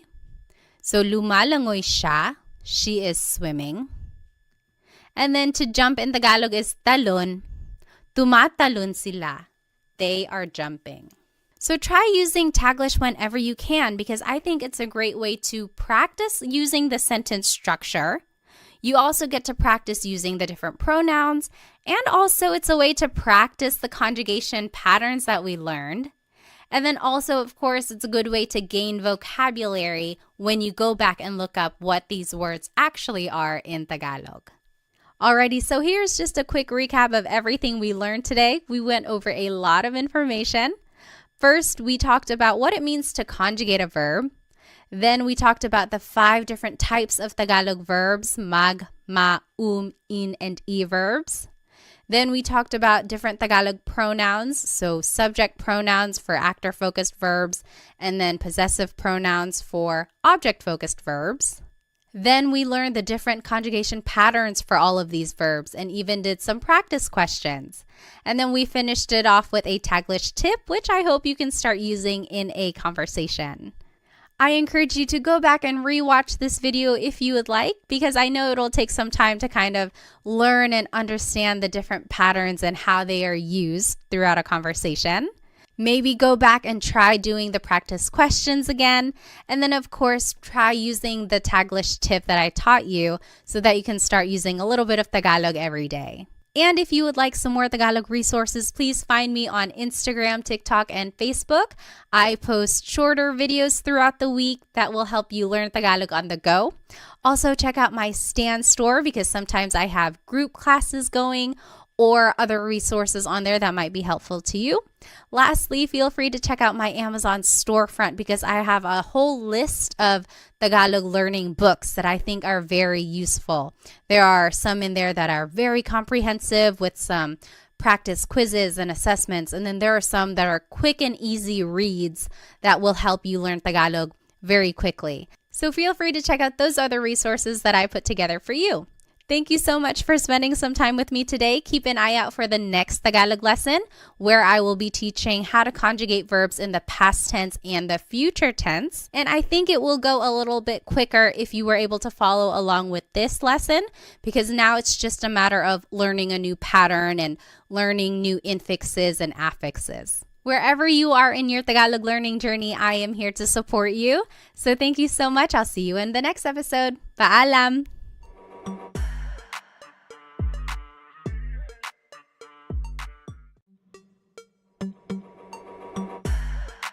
Hello, everybody. Welcome to another episode of Tagalog Time with Pat.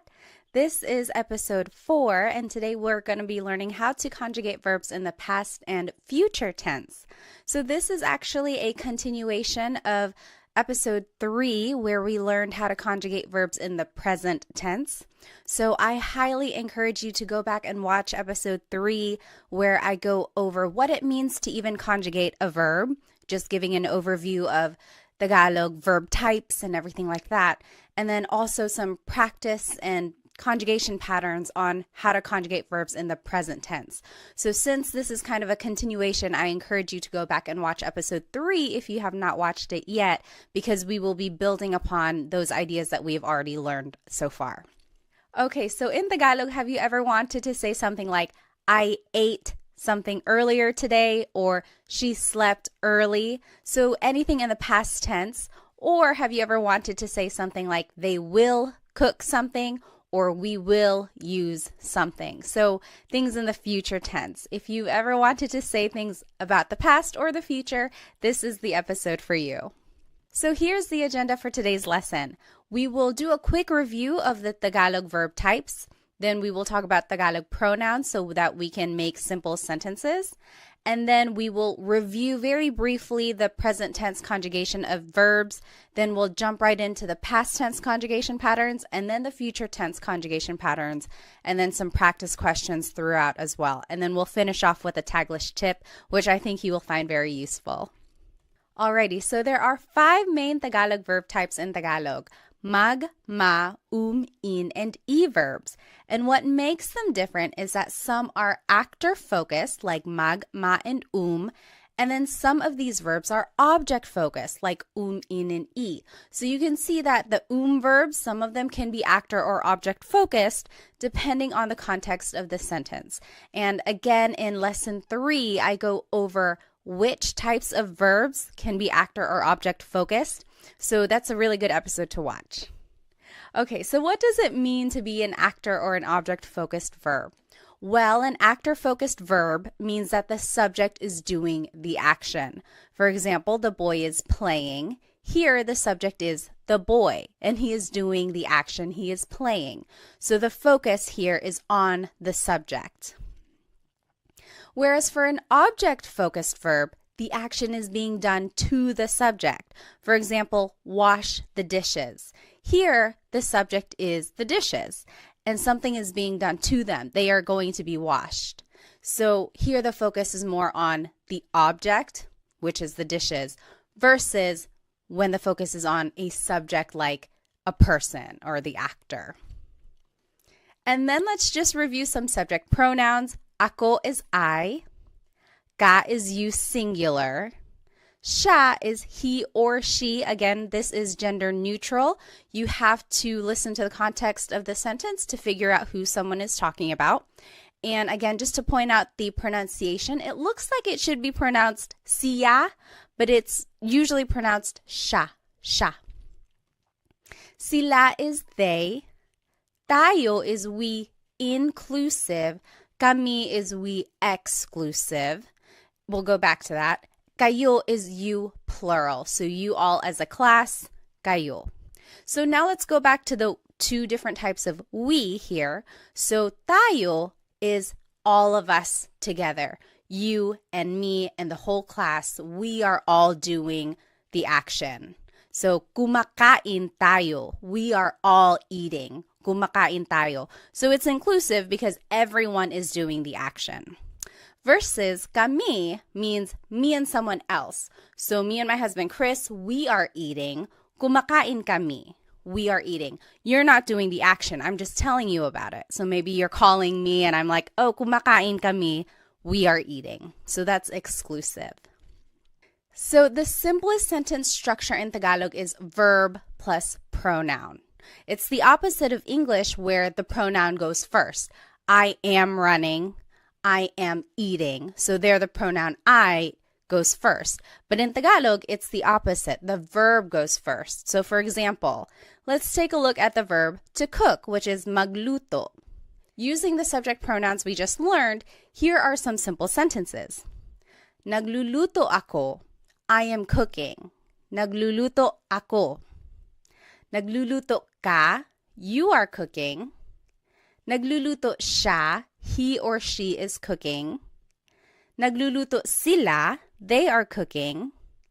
Nagluluto tayo. We are all cooking together. So remember, that's inclusive. We're all doing it. Nagluluto kami. We are cooking. So me and my husband Chris, nagluluto kami. That's exclusive. And then nagluluto kayo. You all are cooking. Maybe you all as a class, you all are cooking. So this is a good slide to know just because it shows how you can put the verb and the pronoun together, and then it shows how the different subject pronouns are used.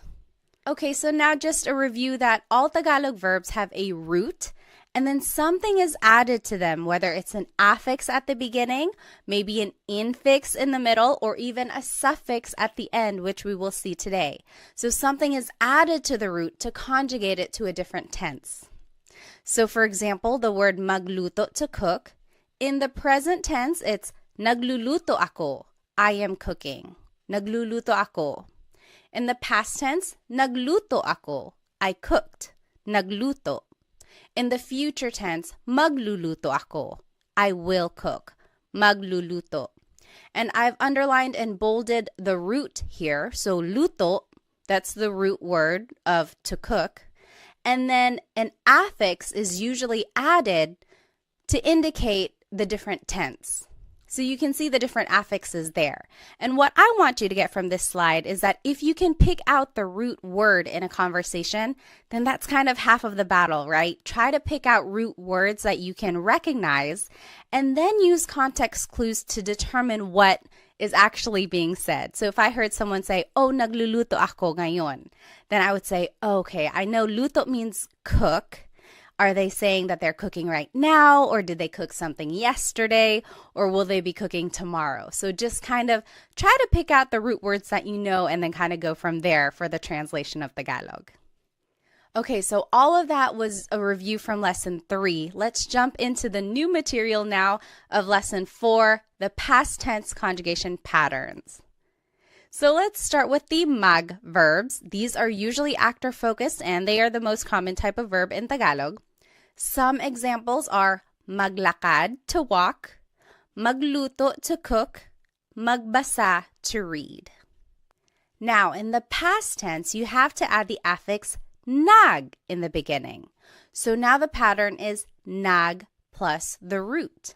For example, maglakad in the past tense is naglakad. Naglakad ako, I walked. Naglakad siya, she walked. So naglakad is the past tense of to walk in Tagalog. Magluto becomes nagluto.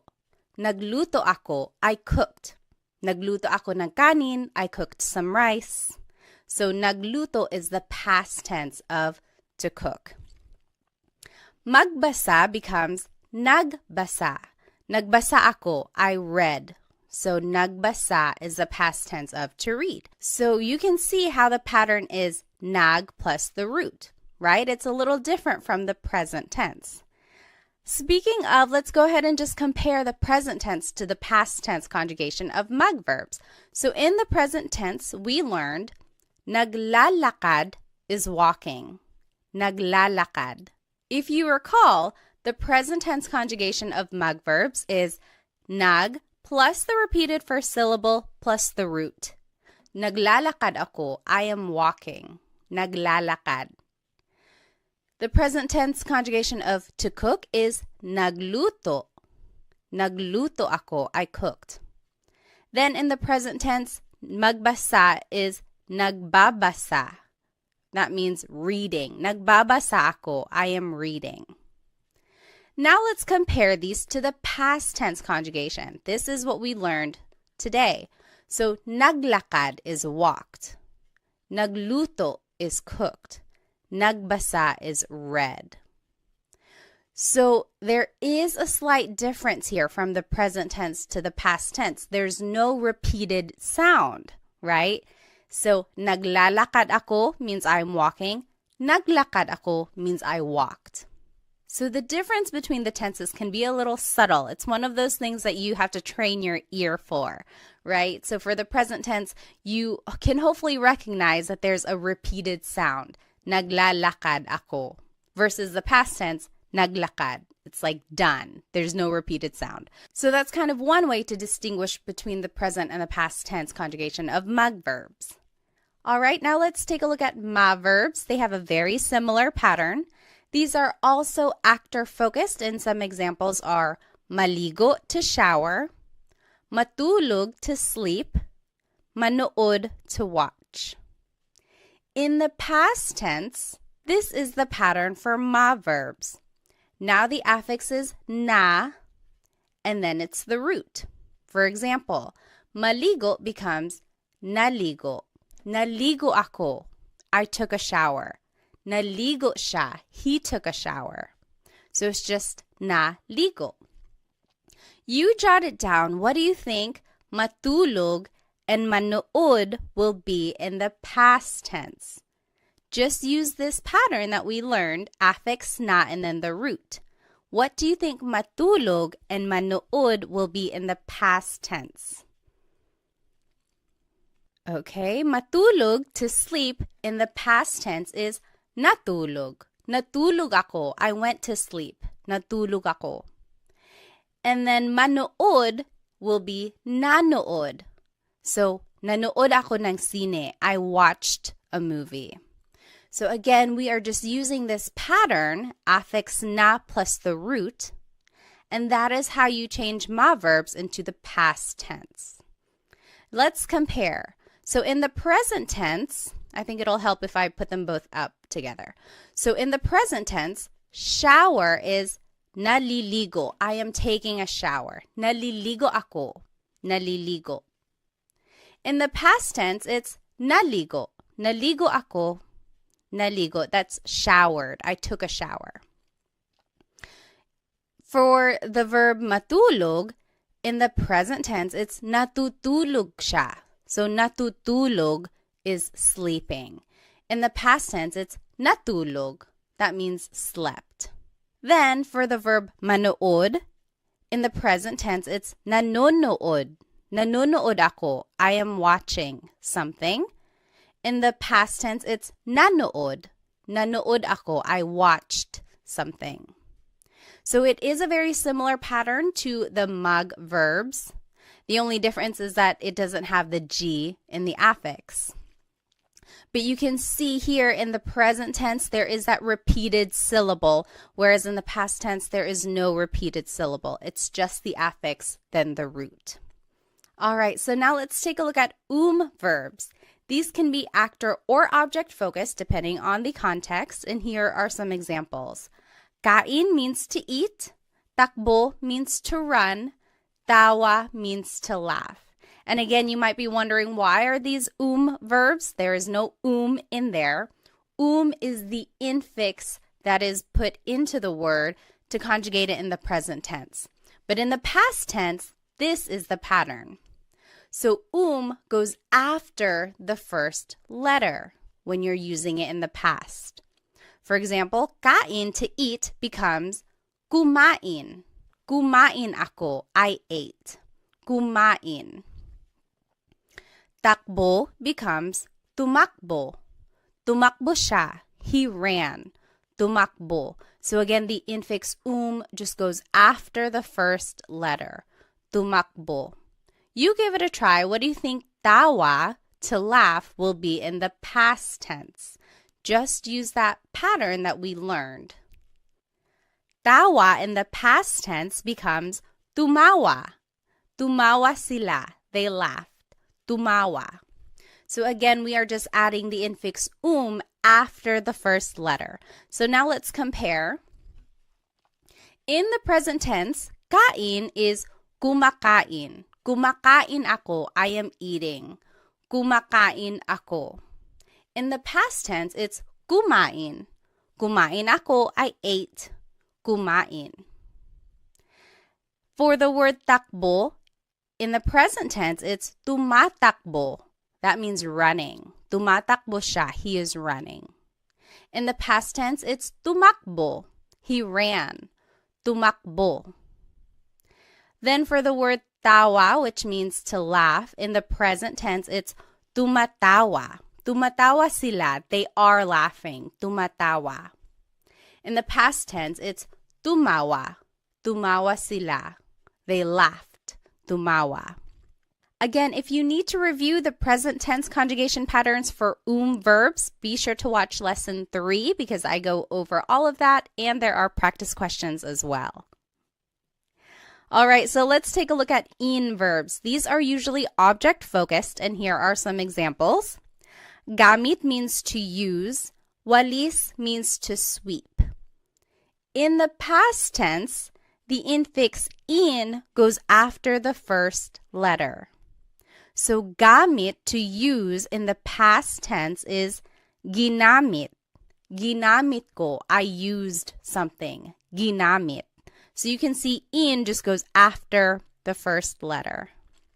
You jot it down. What do you think walis, to sweep, will be in the past tense? Walis in the past tense will be winalis. Winalis ko yung sahig. I swept the floor. Winalis. So let's compare. In the present tense, using is ginagamit. Ginagamit ko. I am using something. Past tense, ginamit. That means I used something. Ginamit ko. In the present tense, to sweep is winawalis. That means sweeping, winawalis. In the past tense, it's winalis. Winalis ko yung sahig. I swept the floor. So it looks like for the most part, when a verb is conjugated in the past tense, the conjugation is usually shorter. There's not a repeated syllable, there's no repeated sound or anything like that. So that's kind of one way to recognize if something is being conjugated in the past. Usually it's a shorter word. All right, so now lastly, let's take a look at e-verbs. These are usually object-focused, and here are some examples. Isara means to close. Ibigay means to give. Itago means to hide. In the past tense, the infix in goes after the second letter for e-verbs. So let's take a look at the word isara, which means to close. In the past tense, it becomes isinara. Isinara ko yung pinto. The in goes after the second letter. Isinara. Next, the word ibigay, which means to give, becomes ibinigay. Ibinigay ko yung regalo. I gave the gift. Ibinigay. Alrighty, you give it a try. What do you think itago, to hide, will be in the past tense? Remember to just use this pattern that we learned. Itago in the past tense becomes itinago. The in just goes after the second letter. Itinago ko, I hid something. Itinago. Now let's compare. In the present tense, isara is isinasara, closing. Isinasara. In the past tense, it's isinara, closed. Isinara. In the present tense, ibigay becomes ibinibigay. Ibinibigay, that means giving. In the past tense, it's ibinigay, gave. Ibinigay. Lastly, itago, which means to hide, in the present tense is itinatago. That means hiding. Itinatago. In the past tense, it's itinago, hid. Itinago. So those are all of the past tense conjugation patterns for the different types of verbs in Tagalog. I will go ahead and turn off my screen so that we can do some practice questions. All right, so up here in the top left corner are the conjugation patterns that we just learned for all of the different types of verbs. Then here are some subject pronouns that we learned. And then the sentence structure is verb plus pronoun, and then the time goes at the end. And then here are some vocabulary terms to indicate past tense. So kahapon is yesterday, kahapon. Kanina is earlier, kanina. Nung isang araw means the other day, nung isang araw. Nung isang linggo is the other week or last week.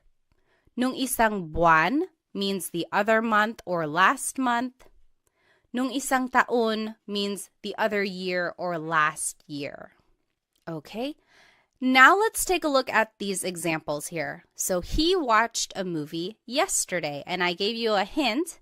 To watch is manood. So if we were going to do this together, let's review here that the sentence structure is verb plus pronoun plus time. So the verb here is manood. In the past tense, ma verbs, the pattern is affix na and then the root. So it becomes nanood. Then it's the pronoun siya, he. Ng sine, a movie, kahapon, yesterday. So in our sentence structure, I didn't point out where an object would go. It would go before the time. So nanood siya ng sine kahapon. He watched a movie yesterday. Nanood siya ng sine kahapon. Now you give it a try. You answer 2 through 5. You can pause the video now if you need more time, and then we will go over it. Alrighty, we'll go ahead and go over the answers. So she ran earlier. Remember, the sentence structure is verb plus pronoun plus time. So it would be tumakbo siya kanina. She ran earlier. Tumakbo siya kanina. Number 3, you all cleaned the other day. Maglinis means to clean. Naglinis kayo nung isang araw. Naglinis kayo nung isang araw. You all cleaned the other day. Number 4, we ate some adobo. Kain is to eat. And I wanted you to use the inclusive we, so everyone is eating. Or everyone ate, sorry. Kumain tayo ng adobo. We all ate some adobo. Kumain tayo ng adobo. And then number 5, they walked the other month. Maglakad means to walk. That would be naglakad sila nung isang buwan. They walked the other month. Naglakad sila nung isang buwan. Now, if you noticed, all of these examples are asking about mag, ma, and verbs. Because they are actor-focused, we can use subject pronouns. But if you wanted to use an in or e verb, you actually have to use a possessive pronoun. Remember, for an object-focused verb, the subject here is an object, so we have to use a possessive pronoun because it's almost like the person possesses that object that is in focus. Okay, so that's kind of why we have to use a possessive pronoun. And then the sentence structure now would be verb plus pronoun plus the word yung, which means the. Sometimes it can be ang. They are interchangeable usually. Then it's the noun and then time. And then again, down here in the bottom left corner are the vocab terms to indicate past tense. And let's take a look at some examples. So number 1, I used the car the other week. And I gave you some hints. Gamit means to use. Coche means car. So let's do this one together. So the sentence structure is verb plus pronoun. So it would be ginamit. That is the past tense conjugation of gamit. Remember, for in verbs, the infix in goes after the first letter. So ginamit. Then it's the pronoun ko, which is the possessive pronoun I. Then it's the word yung, which means the. Kotse nung isang linggo. So, ginamit ko yung kotse nung isang linggo. I used the car the other week. Go ahead and try 2, 3, and 4. You can pause the video now if you need more time. And remember to just plug in all of the words into this sentence structure. Remember to use the patterns that we learned, and also remember to use possessive pronouns because we are using an object-focused verb now. Okay, go ahead and do these examples and we'll go over it in just a bit. All right, let's go ahead and start with number 2. He closed the door earlier. Isara means to close. Pinto means door. This would be, isinara niya yung pinto kanina. Isinara niya yung pinto kanina. He closed the door earlier. So again, remember for e-verbs, the in just goes after the second letter. Then it's the pronoun niya, which is he or she in the possessive pronouns. Then it's the word yung, which means the. Then it's the noun pinto, which means door. Earlier is kanina. So we are just plugging all of the words into the sentence structure and then using the conjugation patterns that we learned. Okay, number 3, you all swept the floor yesterday. Walis means to sweep. Sahig means floor. Winalis ninyo yung sahig kahapon. Winalis ninyo yung sahig kahapon. You all swept the floor yesterday. And lastly, they hid the toys the other month. Itago means to hide. Mga laruan means toys. And to make a noun plural, you have to add this word mga. So mga laruan means toys. It's not like in English where we can just add an S. You actually have to add this word mga.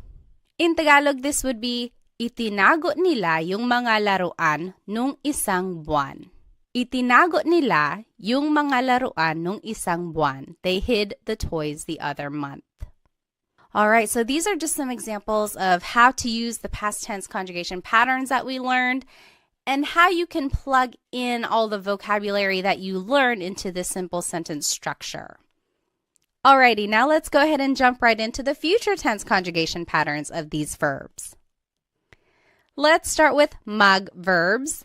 Again, our mag verbs are maglakad to walk, magluto to cook, magbasa to read. Now in the future tense, this is the pattern. Now it's the affix mag, then there's a repeated first syllable, and then the root. So in the future tense, if you wanted to say will walk, maglakad becomes maglalakad. So it's the affix mag, then there's a repeated first syllable, and then it's the root, lakad. So maglalakad ako, I will walk, maglalakad. Magluto, to cook, in the future tense will be magluluto. Again, the affix is mag, then there's a repeated first syllable, and then the root. Magluluto sila, they will cook. Lastly, magbasa, to read, becomes magbabasa. Magbabasa ako, I will read. So let's compare all of these tenses together. And let's just take a look at the highlighted ones. So in the present tense, to walk, it is naglalakad. That means walking, naglalakad. In the past tense, to walk is naglakad, walked, naglakad. In the future tense, it's maglalakad, maglalakad. That is will walk. So future tense and present tense are very similar for mag verbs. The only difference is the first letter. So it's one of those things where you have to listen very carefully, but also rely on the context clues in case you miss what that first letter was. Okay, so it is a very similar pattern for present and future tense conjugation of mag verbs. Next, let's take a look at ma verbs. It's a very similar pattern to the mag verbs. Again, here are some ma verbs. Maligo, to shower. matulog to sleep, manood to watch. In the future tense, here is the pattern for ma verbs. Now the affix is ma, then there's a repeated first syllable, and then it's the root. So maligo, to shower, in the future tense will be maliligo. The affix is ma, then there's a repeated first syllable, and then it's the root. Maliligo ako, I will take a shower. You jot it down. What do you think matulog, to sleep, and manood, to watch, will be in the future tense? And remember to just use this new pattern. Okay, in the future tense, matulog, to sleep, will be matutulog. Matutulog ako, I will go to sleep. Matutulog. So the affix is ma, then there's a repeated first syllable, and then the root. Matutulog. And then manood, to watch, will be manunood. Affix is ma, then there's a repeated first syllable, and then the root. Manunood ako, I will watch. Now let's compare all of the tenses together for ma verbs. Let's just take a look at the highlighted ones. Maligo means to shower. In the present tense, it's naliligo ako. Showering, taking a shower. Naliligo ako. In the past tense, it's naligo, showered. Naligo. In the future tense, it's maliligo. Maliligo ako. I will take a shower. Again, for ma verbs, it's a very similar pattern for present and future tense conjugation. The only difference is that first letter. But they both have that repeated first syllable. So again, try to listen carefully or try to rely on the context clues so that you can figure out what they're talking about. Okay, next, verbs. Our verbs are kain, to eat, takbo, to run, tawa, to laugh. Now the pattern for verbs is you repeat the first syllable. So take a look at this. Kain, to eat, becomes kakain. Kakain ako, I will eat. Kakain ako ng pansit. I will eat some pansit. So it's very interesting because now there's no infix at all for future tense conjugation of verbs. You just simply repeat the first syllable. So let's take a look at takbo, which means to run. Takbo in the future tense becomes tatakbo. Tatakbo sila. They will run. Tatakbo. Again, you're just repeating the first syllable. You give it a try. What do you think tawa, to laugh, will be in the future tense? All right. Tawa will be tatawa. Tatawa sila. They will laugh. So you're just repeating the first syllable for the future tense conjugation of verbs. Very interesting. They just dropped the altogether. So let's go ahead and compare all of the conjugation patterns for verbs. We'll just take a look at the verb kain here, highlighted in yellow. In the present tense, to eat, it's kumakain. Kumakain ako. I am eating. Kumakain. In the past tense, it's kumain. Kumain ako. I ate. And then in the future tense, it's kakain. Kakain ako. I will eat. So very interesting. All of the conjugation patterns are different for verbs here. Then in verbs, some examples are gamit, to use, walis, to sweep. Now the pattern for future tense conjugation of verbs is that you have to repeat the first syllable, then it's the root, then goes at the end. So take a look at the word gamit, which means to use. In the future tense, it would be gagamitin. Gagamitin ko yung kotse. I will use the car. Gagamitin. So you repeat the first syllable, then it's the root, then it's at the end. So this is very interesting. We haven't seen a suffix yet, so the goes at the end of the word. This is the first time we've seen this. You jot it down. What do you think walis, to sweep, will be in the future tense? And just use this pattern. All right, walis in the future tense will be wawalisin. Wawalisin ko yung sahig. I will sweep the floor. Wawalisin. So again, you just repeat the first syllable, then it's the root, and then in goes at the end. Let's compare all of the conjugation patterns for in verbs. We'll just take a look at the ones highlighted in yellow. So gamit means to use. In the present tense, it's ginagamit, using, ginagamit. In the past tense, it's ginamit, used, ginamit.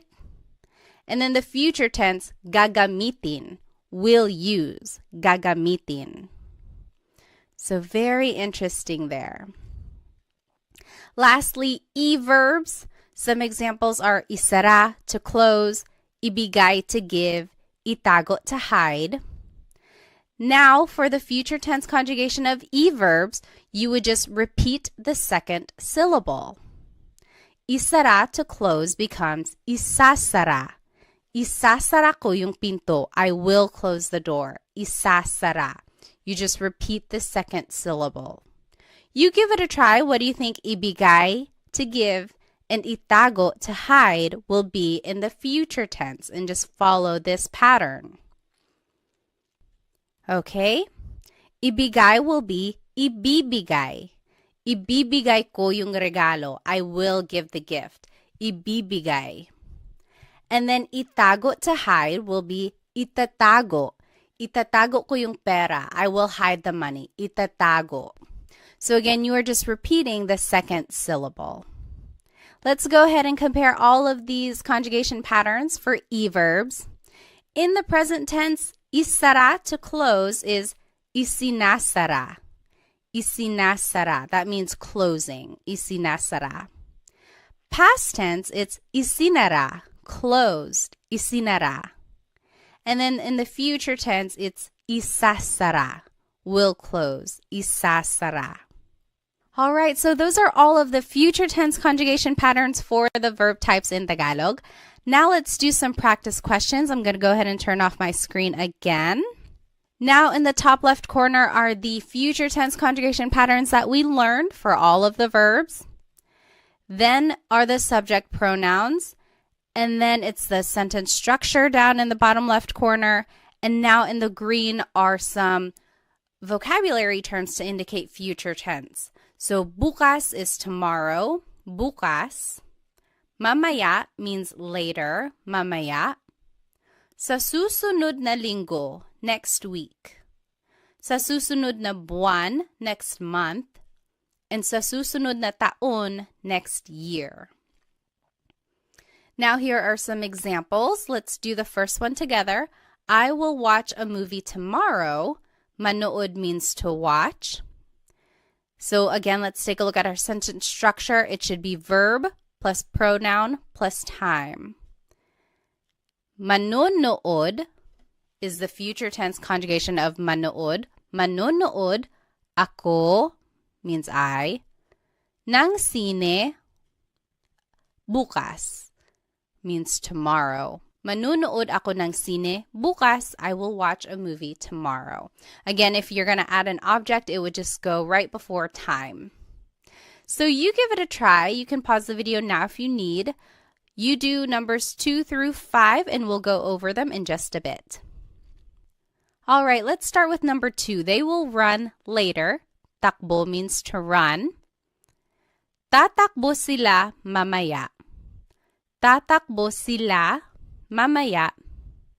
Number 3, we exclusive will clean next week. Maglinis means to clean. Maglilinis kami sa susunod na linggo. Maglilinis kami sa susunod na linggo. We will clean next week. Number 4, you singular will eat pansit later. Kain means to eat. Kakain ka ng pansit mamaya. Kakain ka ng pansit mamaya. And then lastly, she will walk next month. Maglakad. Maglalakad siya sa susunod na buwan.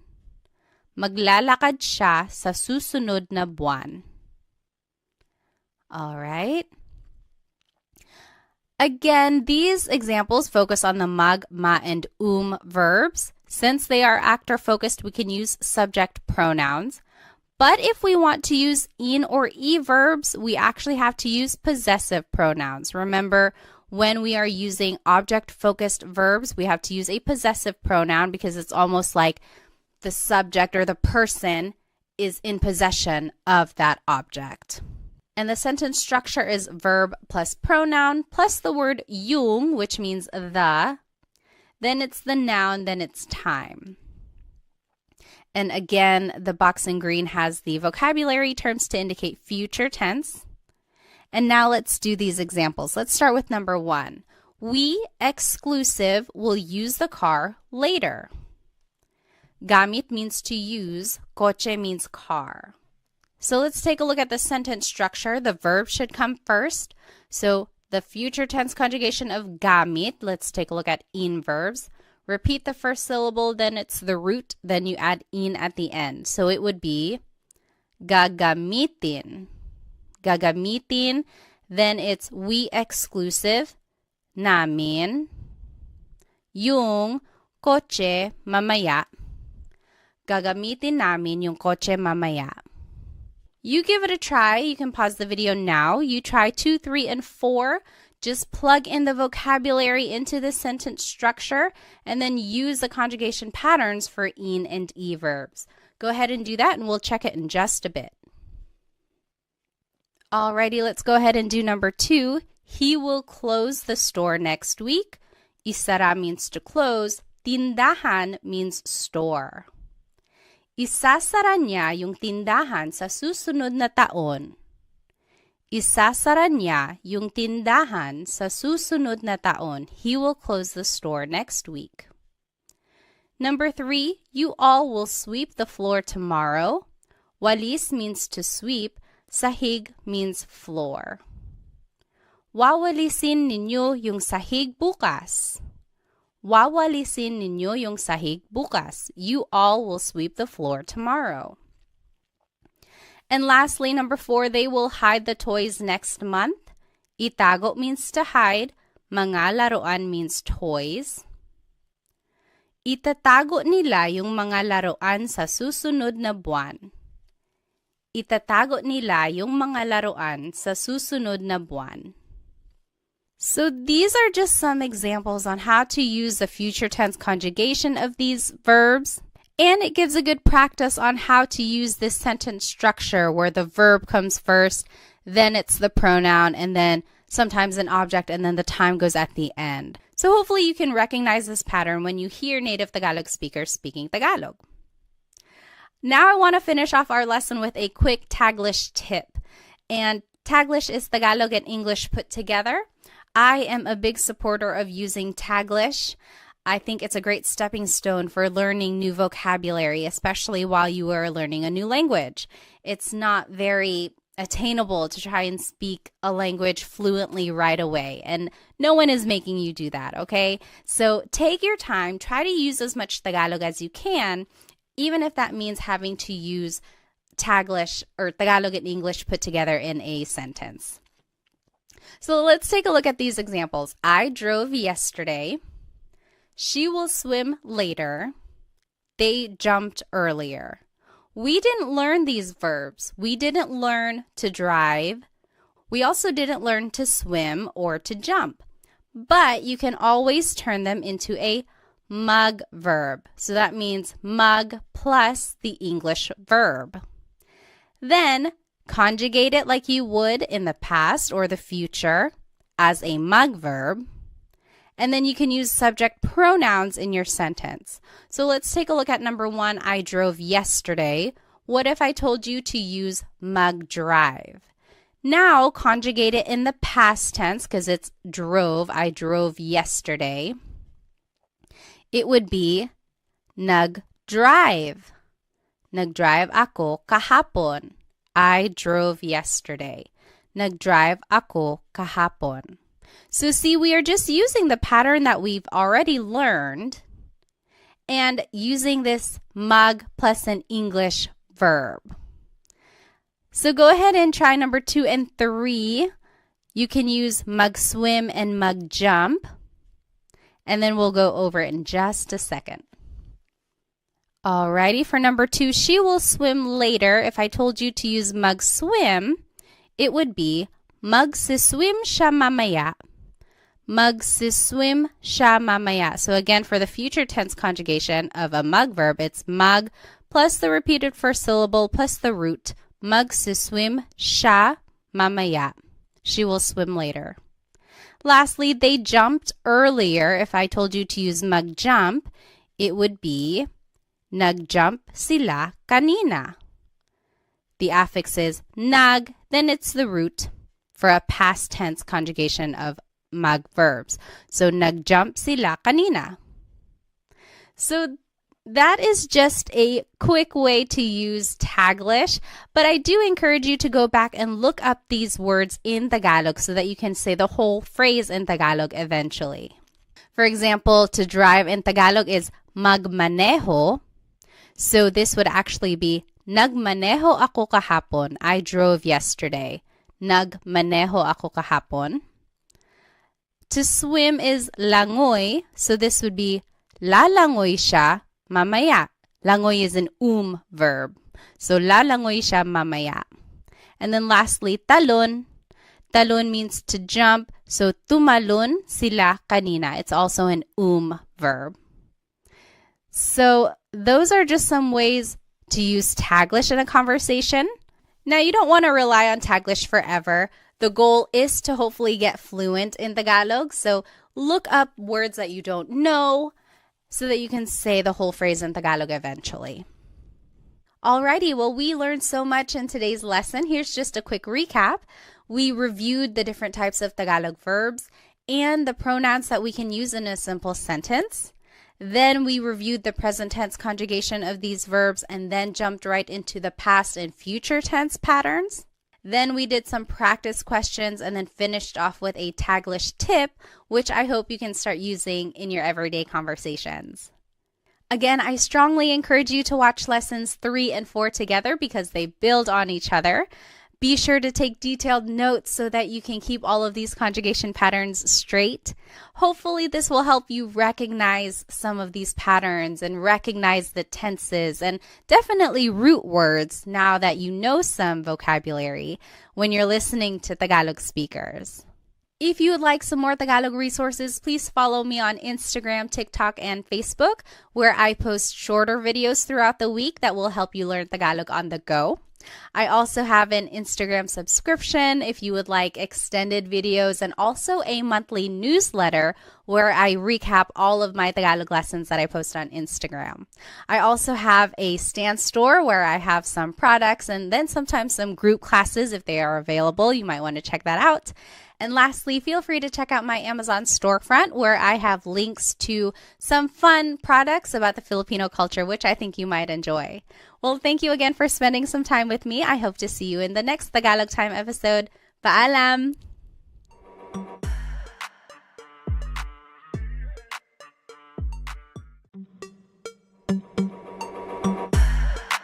Hello everybody. Welcome to another episode of Tagalog Time with Pat. This is episode 5 and we will be learning how to use possessive pronouns with nouns. In Tagalog, have you ever wanted to say something like, my friend is funny, her dog is brown, or that's Sam and Mary's house, or that's mine? Basically, anything that shows possession or a way to express ownership, that is what we are going to be learning today. So here's today's lesson agenda. We will be learning the different types of possessive pronouns. Then we will learn the various sentence structures for how to use them. And then we will learn possessive sentence markers and demonstrative pronouns so that we can make a variation of sentences. And then we will learn a Taglish tip, and then we will be doing practice questions all throughout the lesson. So go ahead and grab your piece of paper and something to write with so that we can practice.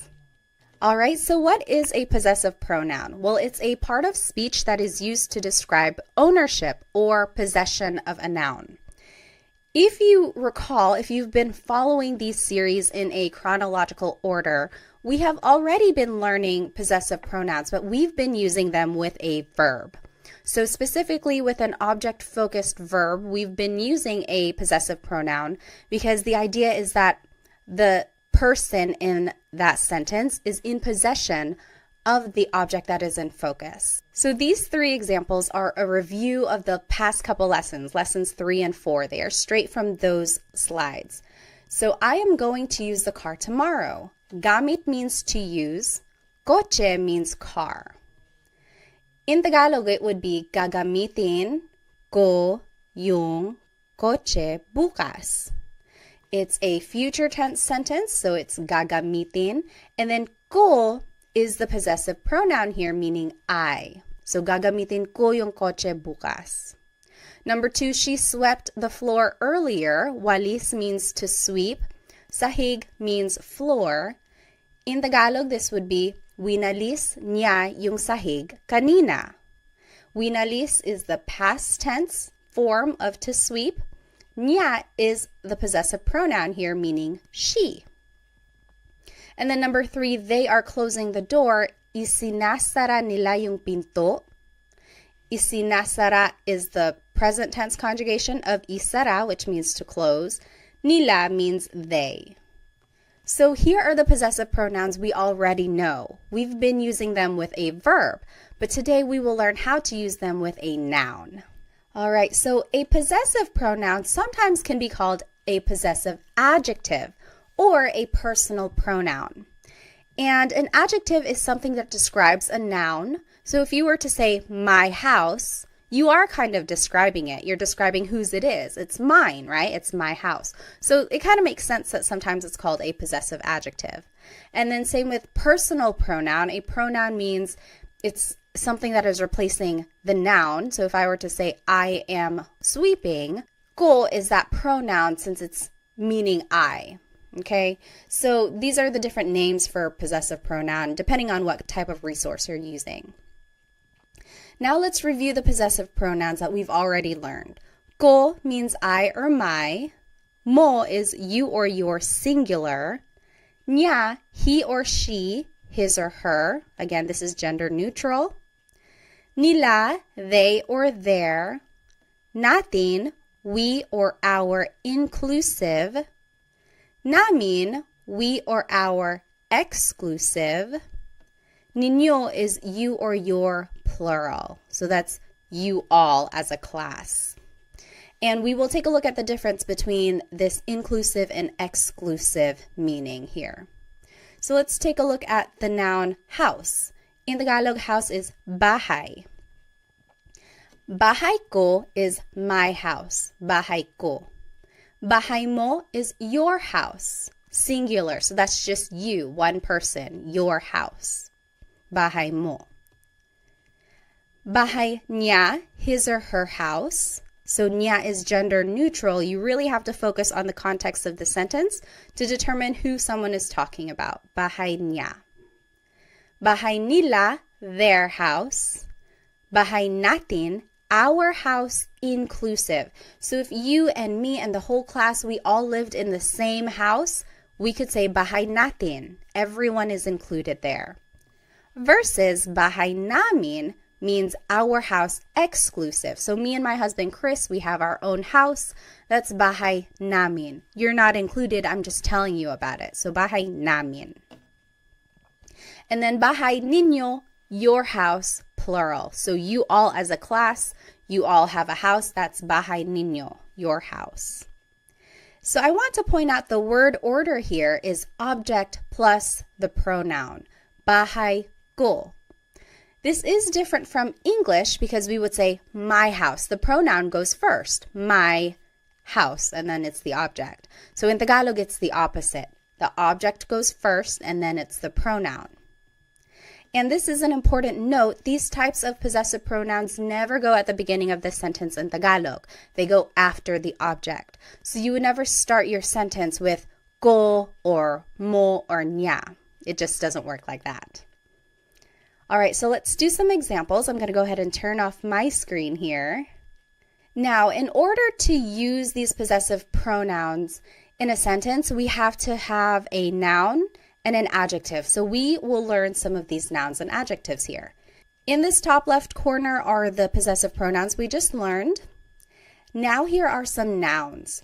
So aso is dog, pusa is cat, coche is car, bahay is house, pagkain, food, mga damit, clothes, buhok, hair, ulo, head, mga kamay, hands. So again, that's how you make something plural. You have to add the word mga before it. Mga kamay means hands. Now here are some words for people that you might know. Tatay, father, nanay, mother, kapatid, brother or sister. So that's gender neutral. Kapatid is a brother or a sister. Mga anak, children, kaibigan, friend. And now here are some adjectives. So here are different colors, mga kulay. Pula is red, kahel, orange, dilaw, yellow, verde, green, azul, blue, lila, purple, puti, white, itim, black, abo, gray, rosas, pink, ginto, gold, kayumanggi, brown.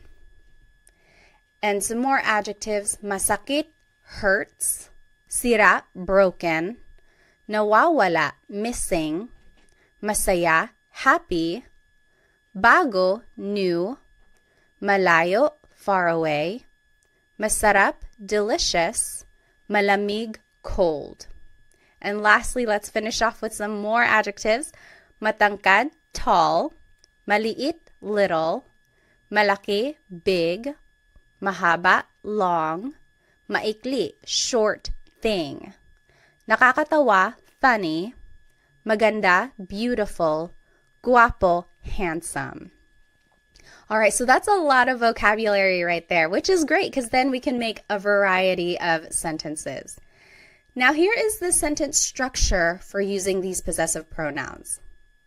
So first comes the adjective, then it's the word ang, which means is or are, then it's the object, and then it's the pronoun.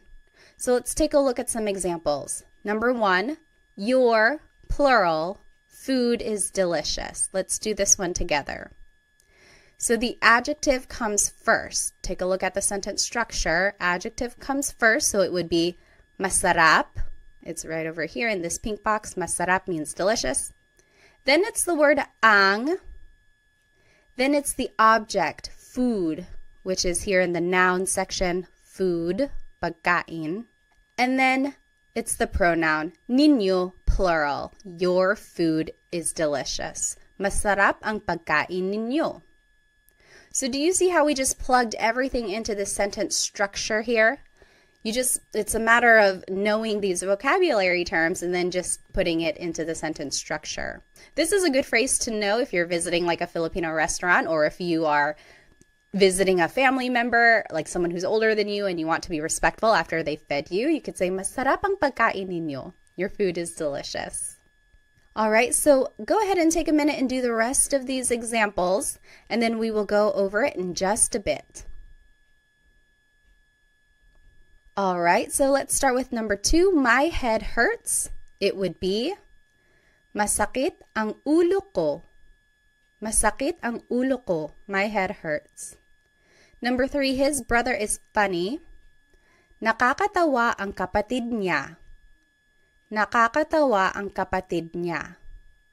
So kapatid is one of those words that's gender neutral. If you wanted to be specific and say brother, like this sentence is perfectly fine, but you could go further and say, nakakatawa ang kapatid na lalaki niya. Or nakakatawa ang kapatid niya na lalaki. So, but usually you can just say nakakatawa ang kapatid niya. Number 4, their car is broken. Sira ang kotse nila. Sira ang kotse nila. Number 5, our exclusive house is far away. Malayo ang bahay namin. Malayo ang bahay namin. Number 6, your singular hands are cold.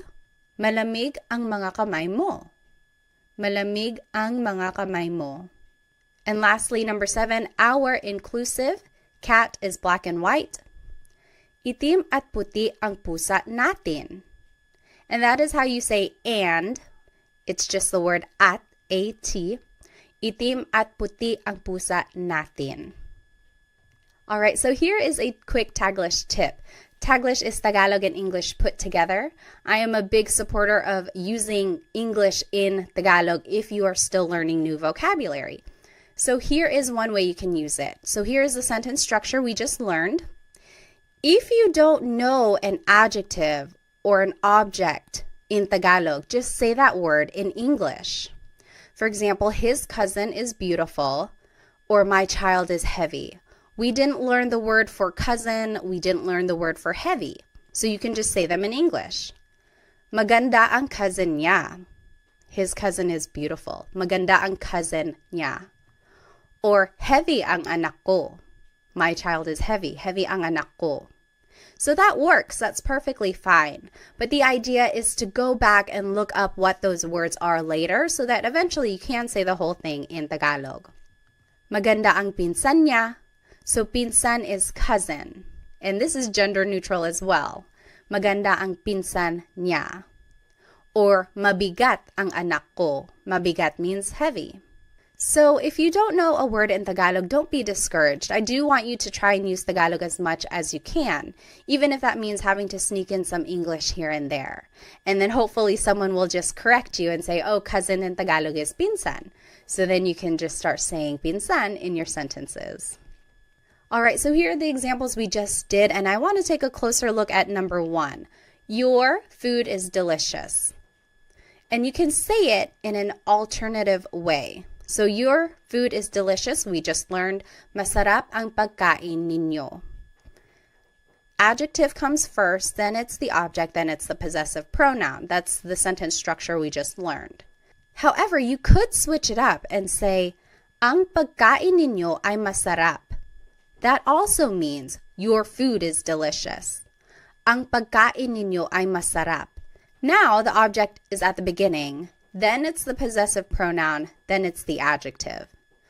So there is kind of a change in the grammar structure here. And now you are using this word ay, which is a sentence connector, which means is.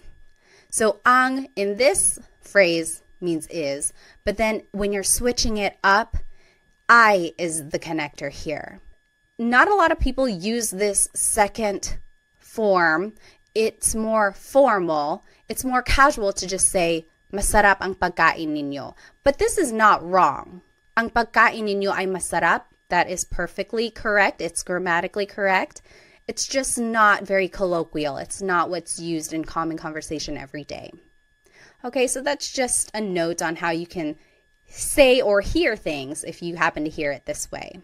All right, and then I just want to point out that all of these phrases could be turned into that alternative phrase. So, masakit ang ulo ko could turn into, ang ulo ko ay masakit. That also means my head hurts. It's kind of more poetic. It's like not a lot of people say it that way. Ang ulo ko ay masakit. It's just very literal. So it's more common for someone to say, masakit ang ulo ko. But you could hear it as, ang ulo ko ay masakit. That's right. It's correct. And then, nakakatawa ang kapatid niya. That could be said as, ang kapatid niya ay nakakatawa. So again, you're just switching up the word order here, but it means the same thing. All right, so now let's learn some demonstrative pronouns. It started to rain over here. I wonder if you can hear it. So what is a demonstrative pronoun? Sometimes they're called demonstrative adjectives, again, because it's describing a noun. Well, it's a part of speech that helps identify someone or something. So here are some examples. Ito means this or these. Yan means that or those. So I'm saying yan, but it's technically iyan, iyan. But it's more common to just hear someone say yan. So here's the sentence structure for how demonstrative pronouns can be used. Ito or iyan goes first. It's taking the place of the adjective. Then it's the word ang, then it's the object, then it's the pronoun. So the last part of this sentence structure is the same as what we've just learned. So here's how it's used. This is my house would be Ito ang bahay ko. Ito ang bahay ko. This is my house. So ito goes first, then it's the word ang, then it's bahay, and then it's the pronoun. Ito ang bahay ko.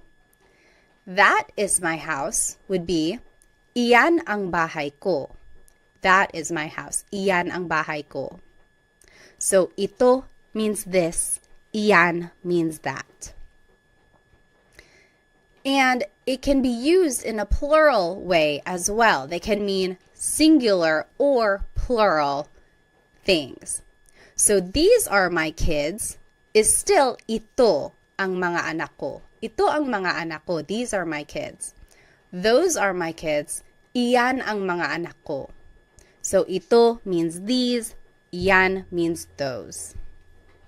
Now there is an alternative way to say these phrases, which is still correct. So this is my house, we just learned. Ito ang bahay ko. You might also hear it as bahay ko ito. Bahay ko ito. So it's using that demonstrative pronoun ito, and then there's the object and there's the pronoun. So the word order is switched up, and we took out the word ang. It's just kind of included in that phrase already. Bahay ko ito, this is my house. Same with that is my house. We learned iyan ang bahay ko. But you could also hear bahay ko iyan. Bahay ko iyan. Both forms of these phrases are correct. There's not one wrong way to say it. Ito ang bahay ko might be a little bit formal, but it's said just as much as bahay ko ito. Okay, so these are the two ways you might hear the demonstrative pronoun being used with a noun. So let's do some examples. These are my kids is ito ang mga anak ko. We learned that. And then those are my kids. Yan ang mga anak ko. I want you to think of the alternative. Remember, we took out the word ang, and then we had to switch up the order. So if you need to take a look at the last slide, you can flip back. But go ahead and pause the video now if you'd like, and then we'll go over it. Okay, so the alternative for ito ang mga anak ko would be mga anak ko ito. So the object goes first, then it's the pronoun, then it's the demonstrative pronoun. Mga anak ko ito. Yan ang mga anak ko can also be said, mga anak ko yan. Mga anak ko iyan. Okay, so those are the different ways you could say these phrases. They are both used equally as much. Okay, so this is just a review of the sentence structure for using these pronouns. Usually it's the adjective first, or it could be the demonstrative pronoun ito, iyan. Then it's the word ang, and then it's the object, and then it's the pronoun. So that's the sentence structure. And then remember that these possessive pronouns never go at the beginning of the sentence. They always go after the object. Okay? Now I want to take a look at some possessive sentence markers.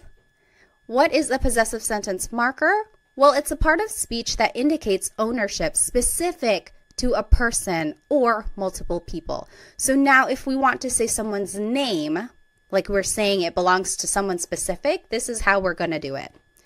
So we would use the word ni for one person. We would use the word nina for multiple people. So take a look at this. Mary's children are smart. So it's just one person. It's Mary. It would be matalino ang mga anak ni Mary. So this is the same sentence structure. It's the adjective, then it's the word ang, then it's the object. And instead of a pronoun, now we're adding someone's name. And in order to do that, we have to use this possessive sentence marker, ni, because it's just one person. Matalino ang mga anak ni Mary. Mary's children are smart. Now, if we're talking about multiple people, like this is Sam and Jane's car, then you would have to use the word nina. Ito ang kotse nina Sam and Jane. So it's still that same sentence structure. Ito is the demonstrative pronoun, then it's the word ang, then it's the object kotse, and now instead of a pronoun, we're using someone's name.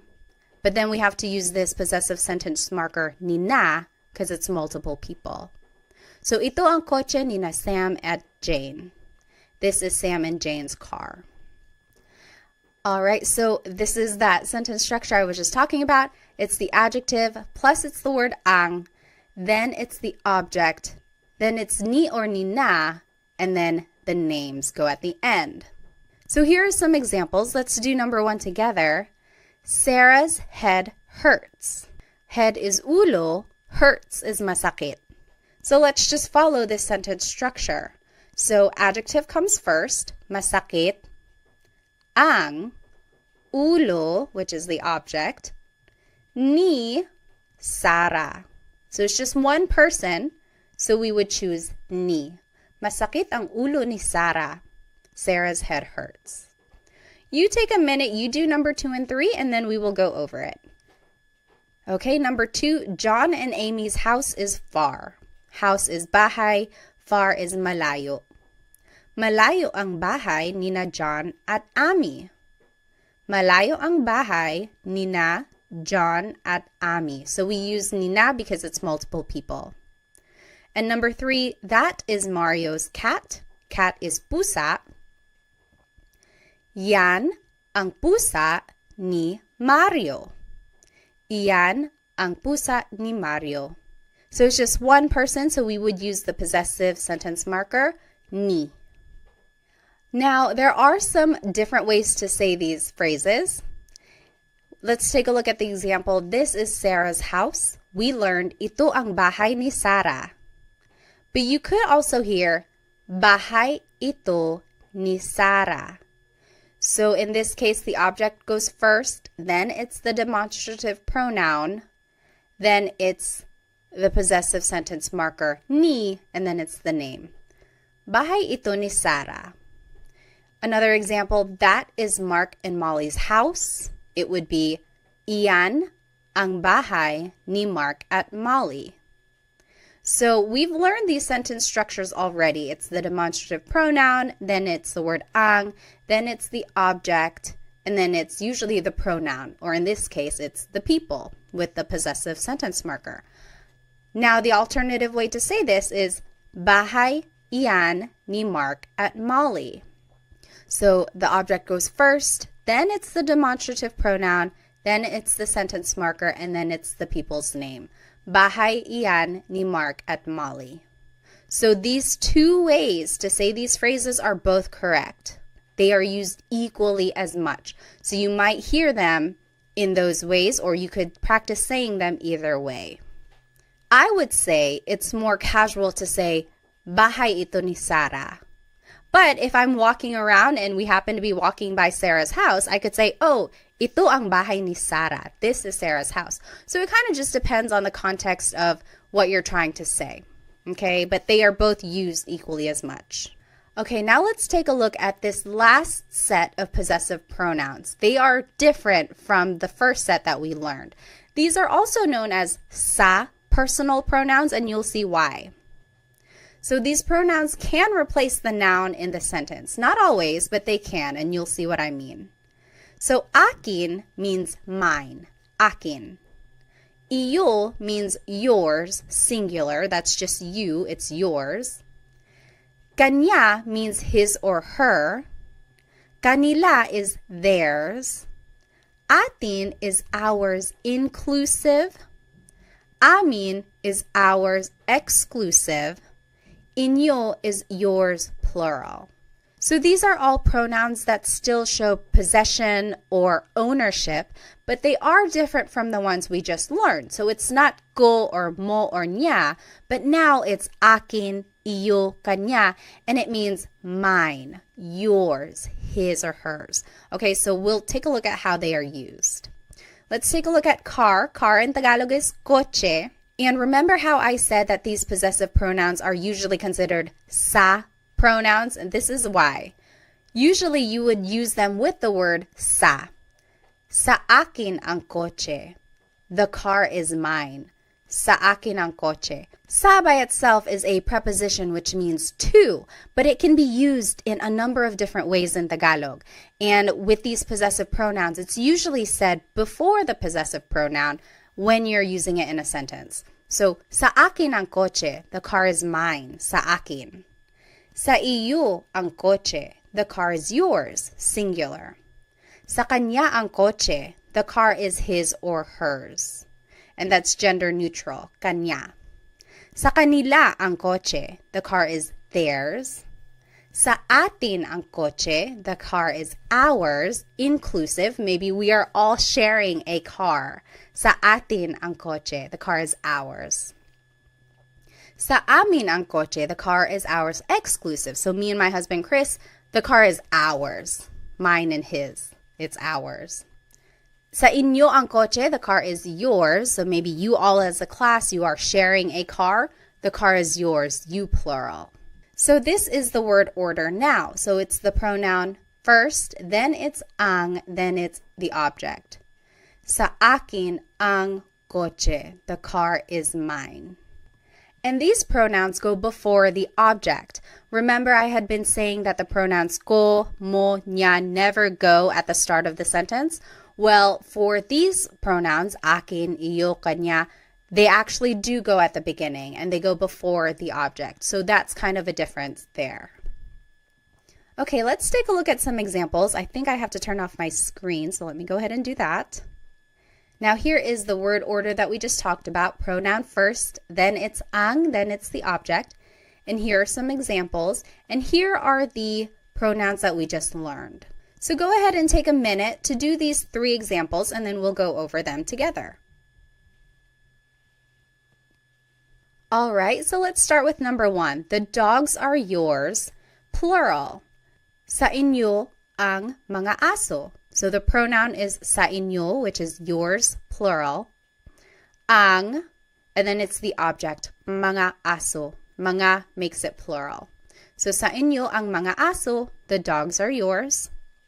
Number 2, the food is ours, inclusive. So yours and mine together, we are sharing it. The food is ours. Food is pagkain. It would be sa atin ang pagkain. Sa atin ang pagkain. Lastly, number 3, the clothes are hers. Clothes is mga damit. It would be sa kanya ang mga damit. Sa kanya ang mga damit.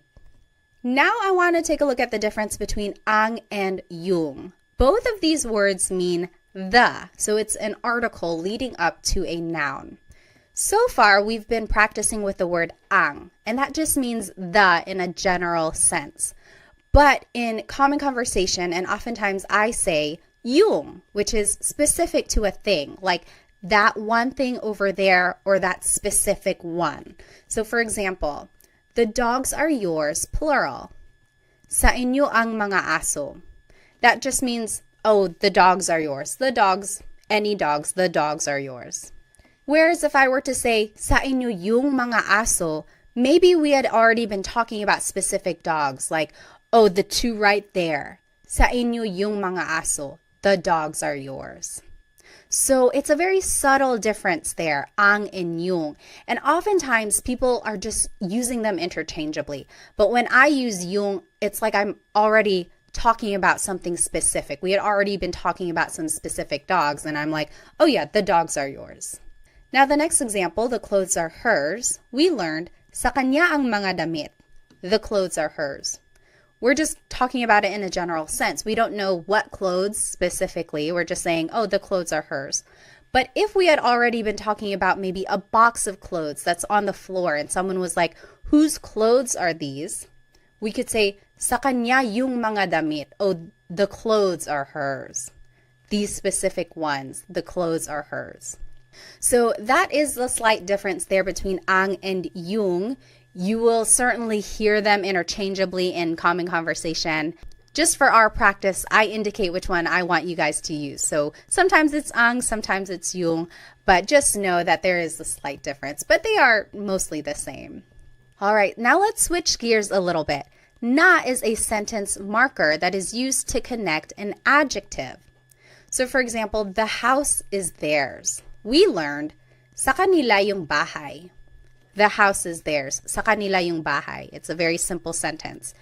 If you want to add an adjective, the big house is theirs. This is how you would do it. Sa kanila yung bahay na malaki. So see, we added an adjective now. And you would do it by adding this sentence marker na, and then it's the adjective malaki. Sa kanila yung bahay na malaki. But you could also hear it this way. Sa kanila yung malaking bahay. So this is an alternative phrase, but it still means the big house is theirs. Sa kanila yung malaking bahay. Technically, this is malaki na bahay. The na is in there, but it's being incorporated into the adjective malaki. And you only make this contraction if the adjective ends with a vowel. So see, malaki ends with an I, and when you are putting the adjective first, instead of saying malaki na bahay, you could just say malaking bahay. So it's a contraction. Now let's take a look at another example. The little house is theirs. Sa kanila yung bahay na maliit. So there's that sentence marker na, and then the adjective maliit means little. You could also hear sa kanila yung maliit na bahay. So we just switched it. We put the adjective first. And now we don't make the contraction. We don't put it together because it doesn't end with a vowel. You would still use this sentence marker na. So that's just one important thing. If the adjective does end with a vowel, you can make a contraction. And just know that the sentence marker na is there. Malaking bahay technically is malaki na bahay. But we just made the contraction just to make it easier to pronounce and make the sentence flow a little bit better. But if the adjective ends with a consonant, you don't make the contraction because it doesn't really work like that. And these two ways to say these phrases are used equally as much. There isn't a formal way, there isn't a casual way. It's just kind of personal preference or depending on what someone wants to say. Now let's do some examples. It is the sentence structure pronoun first, then the word yung. Now I want you guys to just practice yung, but again, remember it means the, and it's interchangeable with the word ang usually. Then it's the object, then it's the word na, and then it's the adjective at the end. And then here are the possessive pronouns that we learned. And here are some examples. Let's do the first one together. The white car is mine. White is puti, car is coche. So let's just follow this sentence structure. Pronoun first, sa akin, yung, then it's the object coche, then it's the sentence marker na, and then it's puti, the adjective.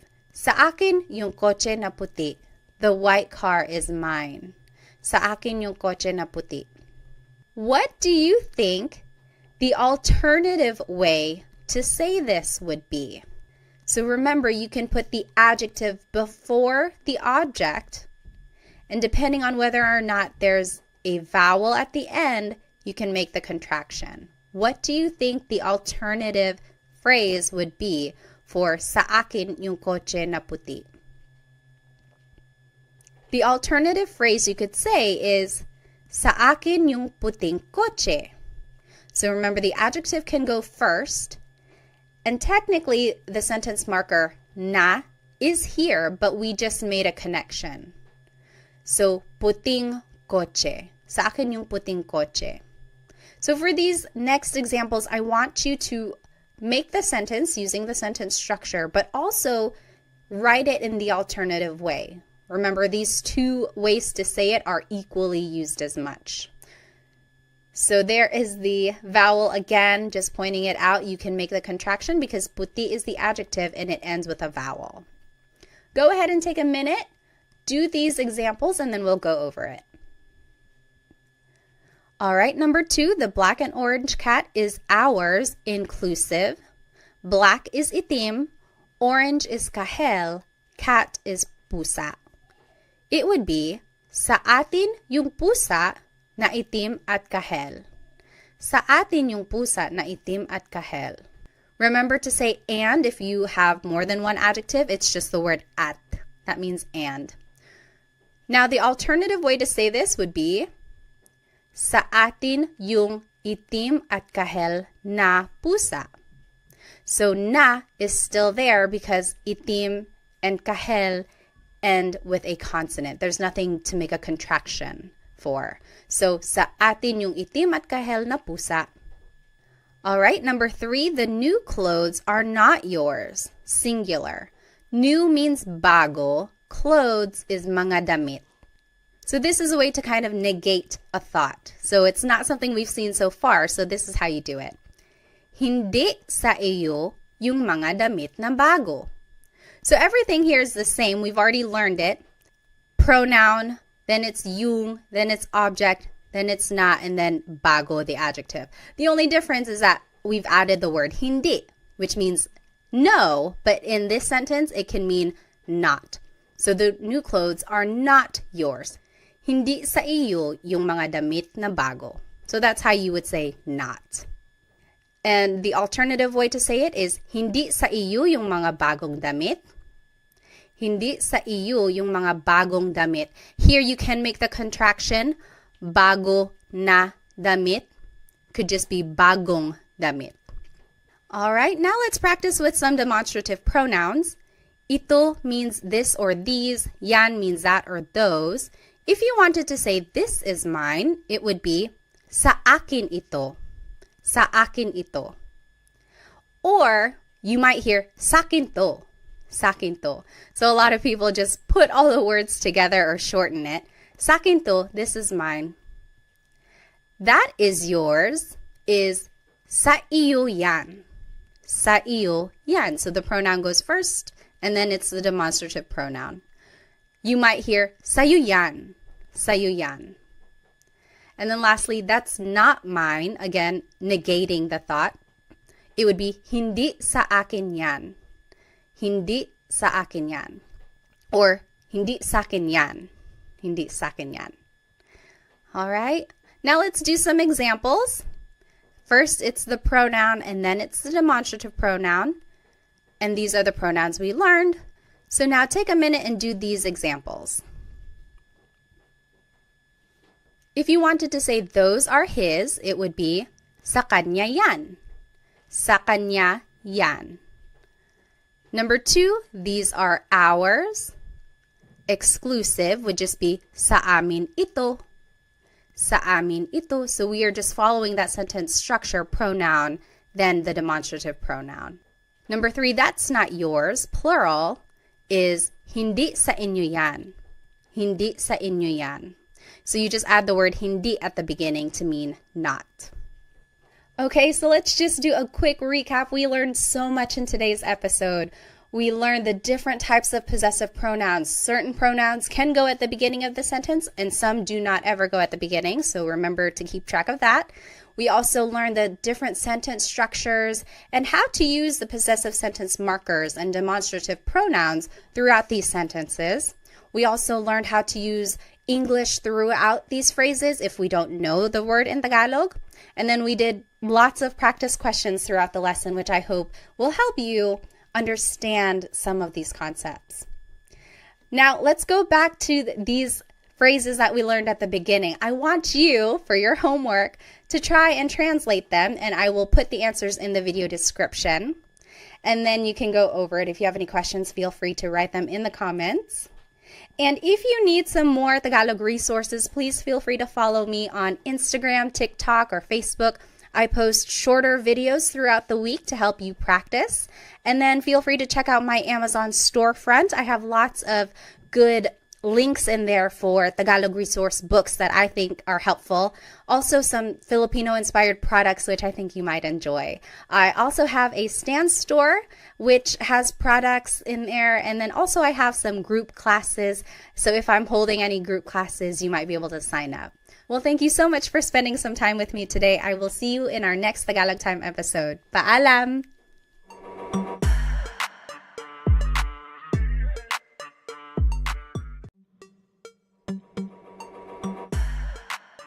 Hello, everyone. Welcome to another episode of Tagalog Time with Pat. Today, we will be learning how to ask questions in Tagalog. And someone asked me if they could get a copy of these slides, maybe like a PDF form, so that you can print them out and then write on them when you are studying. I have uploaded them onto my Stan store, so you are able to download them if you would like. The link to that is in the description. So let's go ahead and get started. Here is today's agenda. Today we will be learning the different Tagalog question words.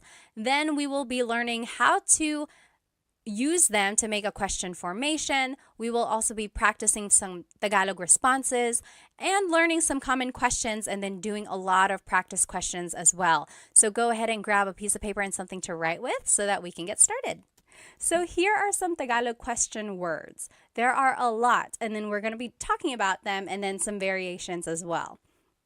So let's just go through them. They don't have the translation just yet, but as we go through them, the translation will pop up as well. So ano, bakit, saan, kailan, sino, kanino, paano, ilan, alin, and ba. So these are all of the question words that we're going to be talking about today. The very first question word that we're going to learn is ano. So that means what? Ano. If you have ever heard a native Tagalog speaker, they might sometimes say ano as a filler in their conversation. Like if they can't think of the word, they say yung ano, yung ano. So it's like sometimes it can mean or the thing, but technically it means what. So here are the different ways to use ano in a question. So ano, then the word ang, then a noun. So for example, ano ang pangalan mo? What is your name? Ano ang pangalan mo? And I underlined pangalan because that's the noun. Your response could be, ang pangalan ko ay Pat. That literally means my name is Pat. But you might also hear someone say, Pat ang pangalan ko. Pat ang pangalan ko. That also means my name is Pat. Or you might just hear someone say, ako si Pat. Ako si Pat. I am Pat. So all of those are the different ways to respond. I will say the most common response in casual conversation is ako si Pat. So ano ang pangalan mo? Ako si Pat. After that, the most common response would probably be Pat ang pangalan ko. Pat ang pangalan ko. Ang pangalan ko ay Pat is a little bit formal. It's not very natural. It's kind of what you would read, like if something is written out. That is like the grammatically correct way to say, my name is Pat. But those are different ways to respond, and they're all correct. Another example, ano ang trabaho niya? Trabaho means job. So ano ang trabaho niya? What is her job? His or her. Niya is a gender-neutral pronoun. So you have to listen to the context of the conversation to determine who someone is talking about. So ano ang trabaho niya? And the responses could be, ang trabaho niya ay nurse. Ang trabaho niya ay nurse. Or it could be, nurse ang trabaho niya. Nurse ang trabaho niya. Or nurse siya. Nurse siya. I will say nurse siya is a little bit more like grammatically correct because it's like a person. You're not really, I don't know, it just kind of doesn't sound as correct when you say ang trabaho niya ay nurse. It's almost, I guess it does work. It does work. Don't listen to me. But yeah, so these are the different ways to say this. Again, ang trabaho niya ay nurse is a little bit more on the formal side. Not a lot of people say it like that. It's more common for someone to say, nurse siya. She is a nurse. Which I am. Surprise, surprise, right? A lot of Filipinos are nurses. Here's another example. Ano ang blank sa Tagalog? That means, what is blank in Tagalog? What is blank in Tagalog? This is a good question to know while you are learning Tagalog vocabulary. If you see something and you want to be like, oh, what is this in Tagalog? You can say, ano ang blank sa Tagalog? For example, ano ang dog sa Tagalog? The answer would be, dog sa Tagalog ay aso. Dog sa Tagalog ay aso. Or, aso ang dog sa Tagalog. Aso ang dog sa Tagalog. So these both mean dog in Tagalog is aso. So you might be wondering, why are there so many different ways to respond? And I think it's just, a lot of languages have that. It's like you can move around some of the words, change up the grammar a little bit, and it means the same thing, but there are certain phrases or certain ways that things are more used in common conversation. In this case, I think aso ang dog sa Tagalog, or actually dog sa Tagalog ay aso. I think aso ang dog sa Tagalog is a little bit more casual. Okay. Next, ano ang verb? So this is another way to use ano. So ano ang kinakain mo? Ano ang kinakain mo? That means, what are you eating? Kinakain is the present tense form of to eat. So what are you eating? Ang kinakain ko ay adobo. Ang kinakain ko ay adobo. I'm eating adobo. Or adobo ang kinakain ko. Or kumakain ako ng adobo. So those all mean I am eating adobo.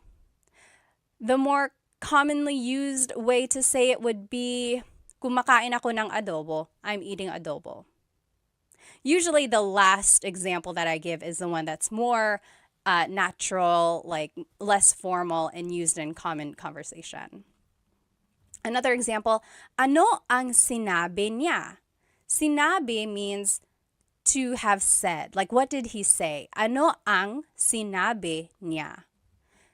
Responses could be, ang sinabi niya ay hindi. He said no. Ang sinabi niya ay hindi. Or, hindi ang sinabi niya. Or, sinabi niya hindi. Those are the different ways to say, he said no. Again, I would hear sinabi niya hindi, or hindi ang sinabi niya. Just a note about sinabi, you might hear someone say, sabi niya hindi. Sabi niya hindi. Technically, the past tense conjugation of sabi is sinabi, but people shortcut it and say sabi niya hindi. So if you hear that, that's what it means. Next, ano ang ginagawa mo? What are you doing? Ano ang ginagawa mo? And some responses, gumagawa ako ng cake. I am making a cake. And I'm going to explain this in a minute. Nanonood ako ng TV. I am watching TV. So why did I respond this way to this question? Gawa means to make or to do. So if someone asked you, ano ang ginagawa mo? They could be asking, what are you doing? And I responded, nanonood ako ng TV. I'm watching TV. Or if someone asks, ano ang ginagawa mo? That could also mean, what are you making? So I responded, gumagawa ako ng cake. I'm making a cake. So that's just the different ways gawa can be used. And then just another little note here, you'll see in the blue, verbs can be in any tense. So when you are using ano with a verb, it could be asking about what someone did in the past, what someone is doing currently, or what someone will be doing tomorrow or in the future. So verbs can be in any tense. And if you need a review of the different ways to conjugate verbs in Tagalog, go ahead and watch my previous videos. I have a video just for present tense conjugation, and then the video after that is for past and future tense. Once you get the patterns down, it's just a matter of learning new vocabulary and trying to remember the different ways they're conjugated. Okay, so here are the different uses for ano. So, ano na means what's up. Na is an emphasis word, or sometimes it means already. And in this case, it's kind of lost in translation. It's just an expression meaning, hey, what's up?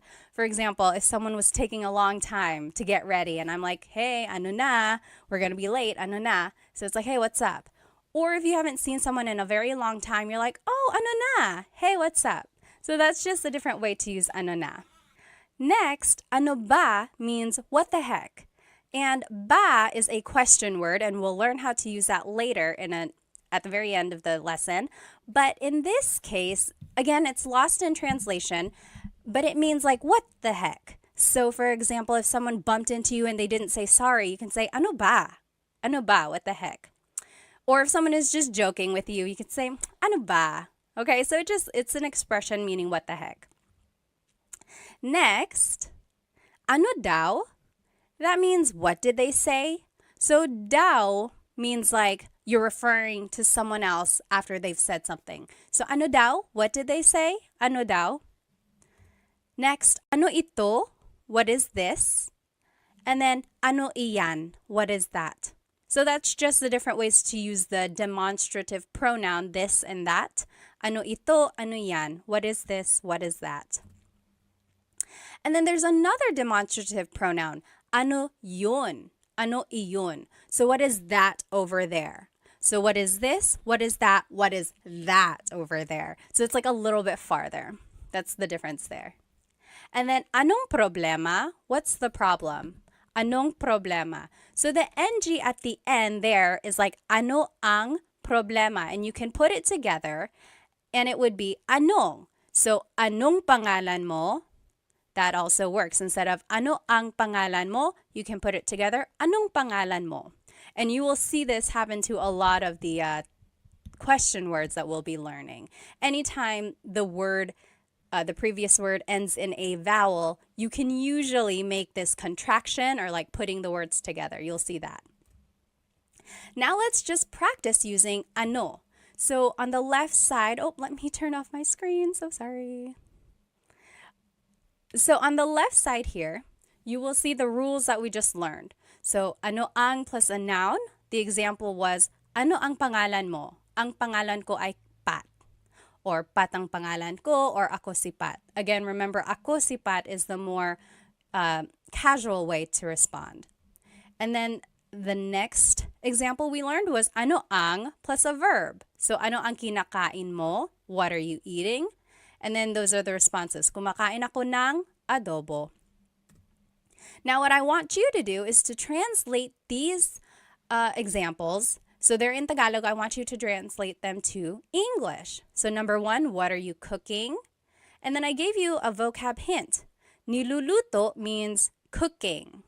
Number 2, what is his girlfriend's name? Nobya means girlfriend. Number 3, what is cat in Tagalog? 4, what did Mark and John eat yesterday? Kinain means ate. Number 5, what are you watching? Pinapanood means watching. So let's do number 1 together.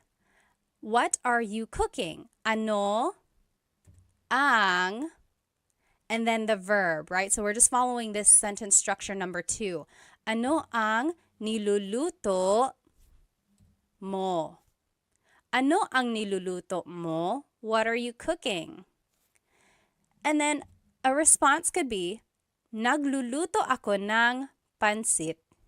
Nagluluto ako ng pansit. So this kind of brings in all of the different conjugations that we had learned in the previous lessons. So try to remember how to conjugate them. And I'm just thinking here, I guess it can be a little bit confusing because in the question, it's conjugated as niluluto. And that wasn't really one of the conjugation patterns that we had learned. But nagluluto is a nag verb. So I will say there are some variations in the conjugations and you might not recognize them, but just try your best and then we'll go over it, okay? And then just follow this pattern when you're making your response as well. Take a look at the examples I did and then see if you can make the examples. And you can fill in the example with any answer that you want.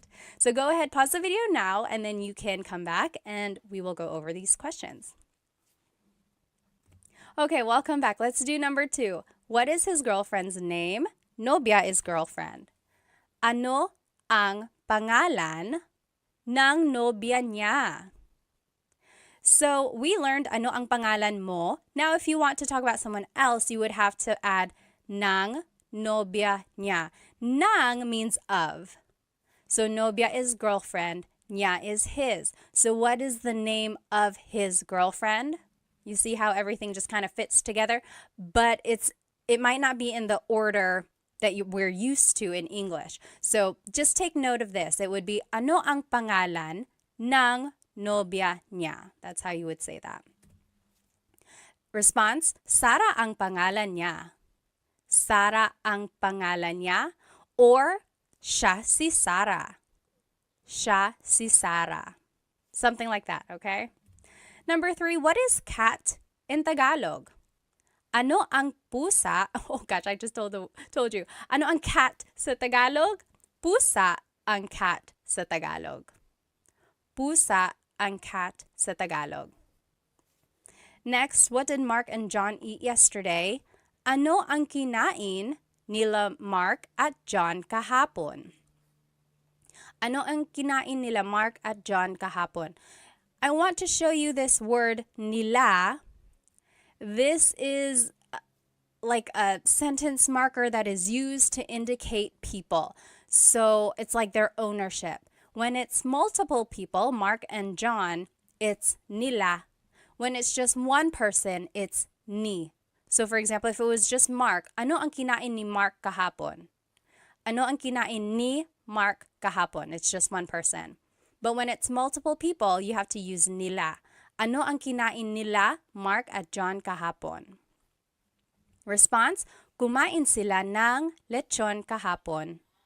Kumain sila ng lechon kahapon. So, sila is the pronoun here. And that's a subject pronoun. So, kumain sila ng lechon kahapon.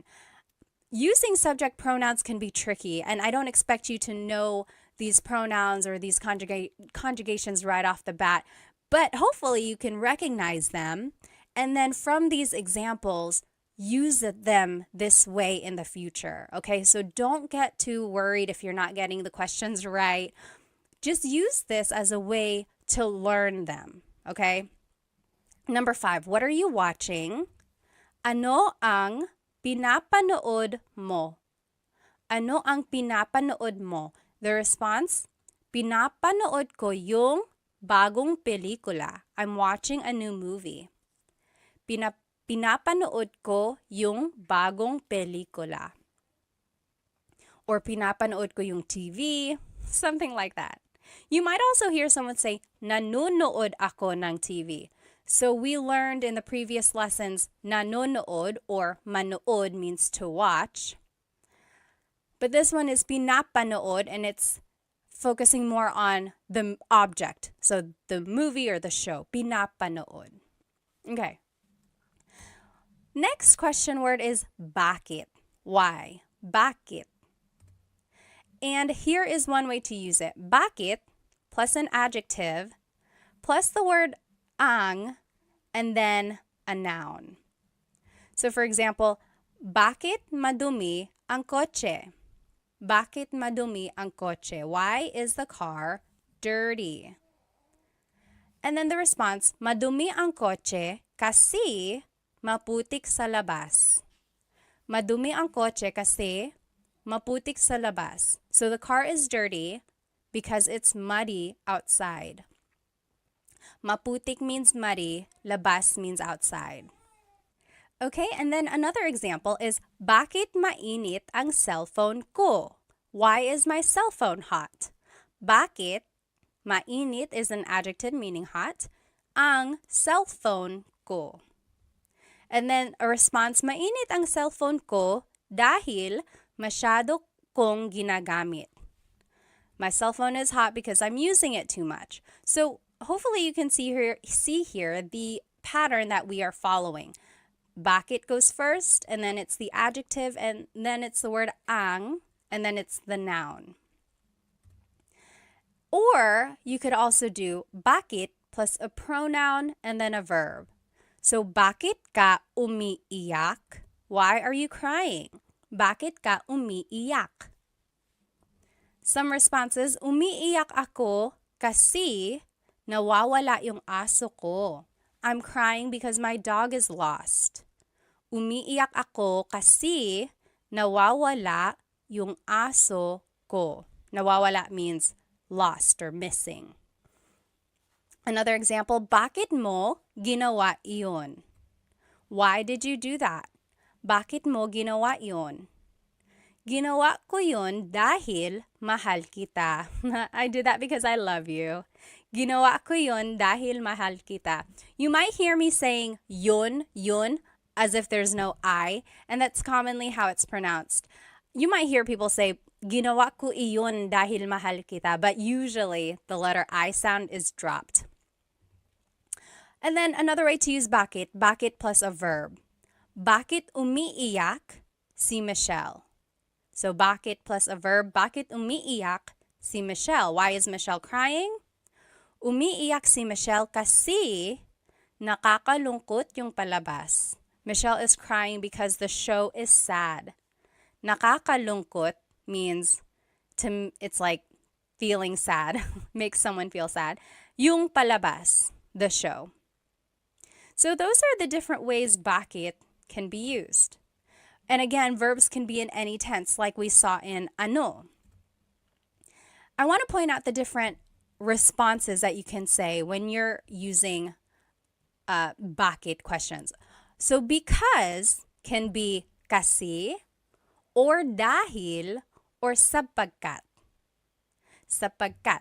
Okay, so kasi is informal. It is most commonly used. You'll hear it a lot in common conversation. Kasi.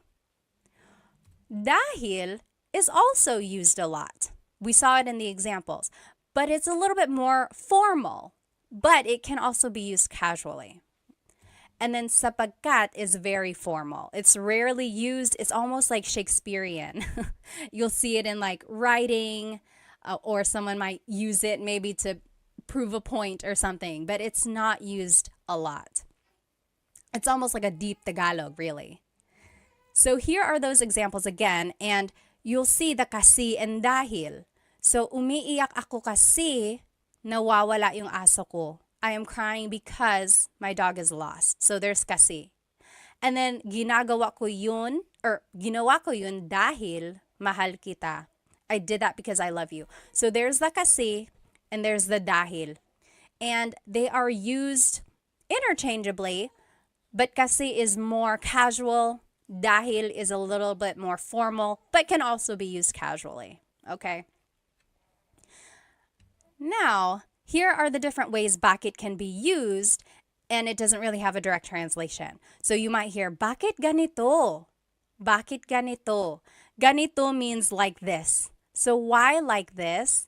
Or why is this happening? So for example, it's like, oh no, I got a flat tire. I ran out of gas and I'm late for work. Oh, bakit ganito? Why is that happening? Why is it like this? And then bakit ba? Again, there's that ba question word. When it's added to bakit, it's why with emphasis. So maybe someone is annoying you. They're like, hey Pat, hey Pat. And you're like, oh, bakit ba? Why? What do you need? Bakit ba? And then, bakit na naman? Na naman means like, it's a sign of emphasis, or it means like again. Again. So, why again? So, again, maybe someone is pestering you. They're like, hey Pat. You're like, oh, bakit na naman? What now? And then, bakit daw? So, daw again is like, what did they say? So, it's like, why did they say? So, it's like, oh, we can't go in yet. And you're like, oh, bakit daw? Why? Why not? What did they say? So those are the different ways bakit can be used. And just a Taglish tip, I am a big supporter of using Tagalog and English together, Taglish, especially while you are learning Tagalog. So here's one way to do that. Maybe use kasi and then finish your English answer. For example, why are you sad? Kasi I stayed up late why are you tired? And it would be kasi I stayed up late to finish a movie. So instead of saying because, say kasi. And then the more vocabulary you learn, you'll eventually be able to say the whole phrase in Tagalog. Why are you tired? Kasi natulog ako ng late dahil nanonood ako ng movie. Okay, so just insert Tagalog words here and there And then before you know it, you'll be able to say longer phrases in Tagalog. Now I want us to practice bakit. Here on the left side, again, are the different ways to use bakit. So bakit plus an adjective, then ang, then a noun. Bakit madumi ang kotse? Why is the car dirty? Or bakit plus the pronoun plus a verb. Bakit ka umiiyak? Or bakit plus a verb. Bakit umiiyak si Michelle? Why is Michelle crying? Okay, so those are the different sentence structures when using bakit. And just a tip, when you're making a response, you can use kasi or dahil. Remember, that means because. Here are the questions that I want us to translate. So why are you sad? Malungkot, to be sad. Let's do this one together. Why are you sad? It would be bakit. Then it's the pronoun ka. And then it's the adjective malungkot. Bakit ka malungkot? So that kind of falls under the rule number 2. Bakit plus a pronoun. Instead of a verb, it can be an adjective. Okay, so bakit ka malungkot? Your response, malungkot ako kasi ... I am sad because, malungkot ako kasi namimiss ko ang tatay ko. I'm sad because I miss my dad. Okay, so you can fill in the rest of your response with whatever you want, but hopefully it starts with this same format. So, malungkot ako kasi ... So take a minute, pause the video now, and then we will go back and answer these questions together. Okay, welcome back. Let's start with number 2. Why is Bea laughing? Tumatawa is laughing. So, bakit tumatawa si Bea? Bakit tumatawa? So, there's the bakit, there's the verb. Si Bea. So, it's referring to Bea. Bakit tumatawa si Bea? Tumatawa si Bea dahil Bea is laughing because nanonood siya ng comedy, because she's watching a comedy. Next, why is Sam's car broken? Kotse is car, sira is broken. Bakit sira ang kotse ni Sam? So this one kind of falls under the rule number 1, bakit, and then adjective, and then ang, and then the noun, kotse. And then ni Sam just indicates the ownership of Sam. So, bakit sira ang kotse ni Sam? Response could be, sira ang kotse ni Sam kasi luma na siya, because it's old. Sira ang kotse ni Sam kasi luma na siya. Next, why are the kids fighting? Mga bata is kids, nag-aaway is fighting. Bakit nag-aaway ang mga bata? So there's bakit and then there's a verb. So there's rule number 3. Bakit plus a verb. Bakit nag-aaway ang mga bata? Why are the kids fighting? The response, nag-aaway sila dahil magkaiba ang gusto nilang laruin. They want to play with different things. So a couple things I want to point out. Nag-aaway sila. So instead of repeating mga bata, I just said sila, they. And you can do that. Or you could have said, nag-aaway ang mga bata dahil, like you can repeat it again. Or you can use a pronoun like I did. Nag-aaway sila dahil. And remember, you could have said kasi. So it's interchangeable. You'll see in my answer, sometimes I use kasi, sometimes I use dahil. Magkaiba means different. Ang means is. Gusto is to like. Nilang laruin. They are playing. They want to play with different things. Number 5, why is the house messy? Bahay is house. Magulo is messy. Bakit magulo ang bahay? So this one is just directly following rule number 1. Bakit, then an adjective, then ang, then a noun. Bakit magulo ang bahay? Response, magulo ang bahay kasi the house is messy because nagparty kami kagabi. We had a party yesterday.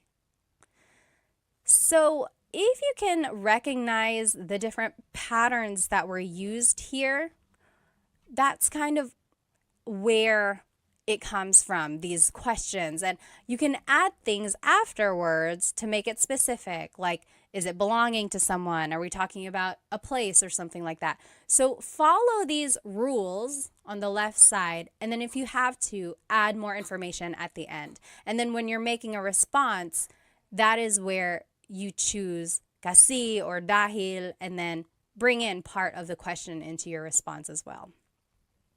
If you have any questions about anything we're learning, please feel free to write it in the comments and I will try to respond. The next question we are going to learn is saan. Saan means where. So saan plus a verb. That's an example of how to use this. Saan matutulog si Bobby? Saan matutulog si Bobby? Where is Bobby going to sleep? A response is matutulog si Bobby sa sala. Bobby is going to sleep in the living room. Matutulog si Bobby sa sala. Now, you might also hear saan plus a pronoun plus a verb. For example, saan ka pupunta? Where are you going? Saan ka pupunta? That should have saan. It just says sa there. Sorry about that. So then the response, pupunta ako sa tindahan. I am going to the store. Pupunta ako sa tindahan. So that's the difference there. If you are talking about someone specific, you would add si and then their name. Saan matutulog si Bobby? Or if you just want to use a pronoun, the pronoun would go right after the question word. Saan ka pupunta? Okay, so those are the different ways to use it. I do want to point out that your response has this word sa.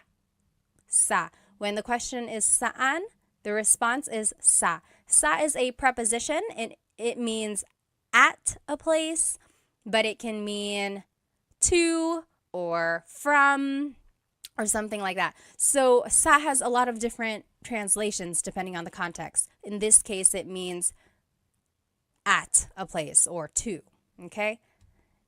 Next, there's this question word, nasaan. So it's similar to saan, but it's nasaan. And here are the different ways to use it. Nasaan plus ang plus a noun. For example, nasaan ang CR?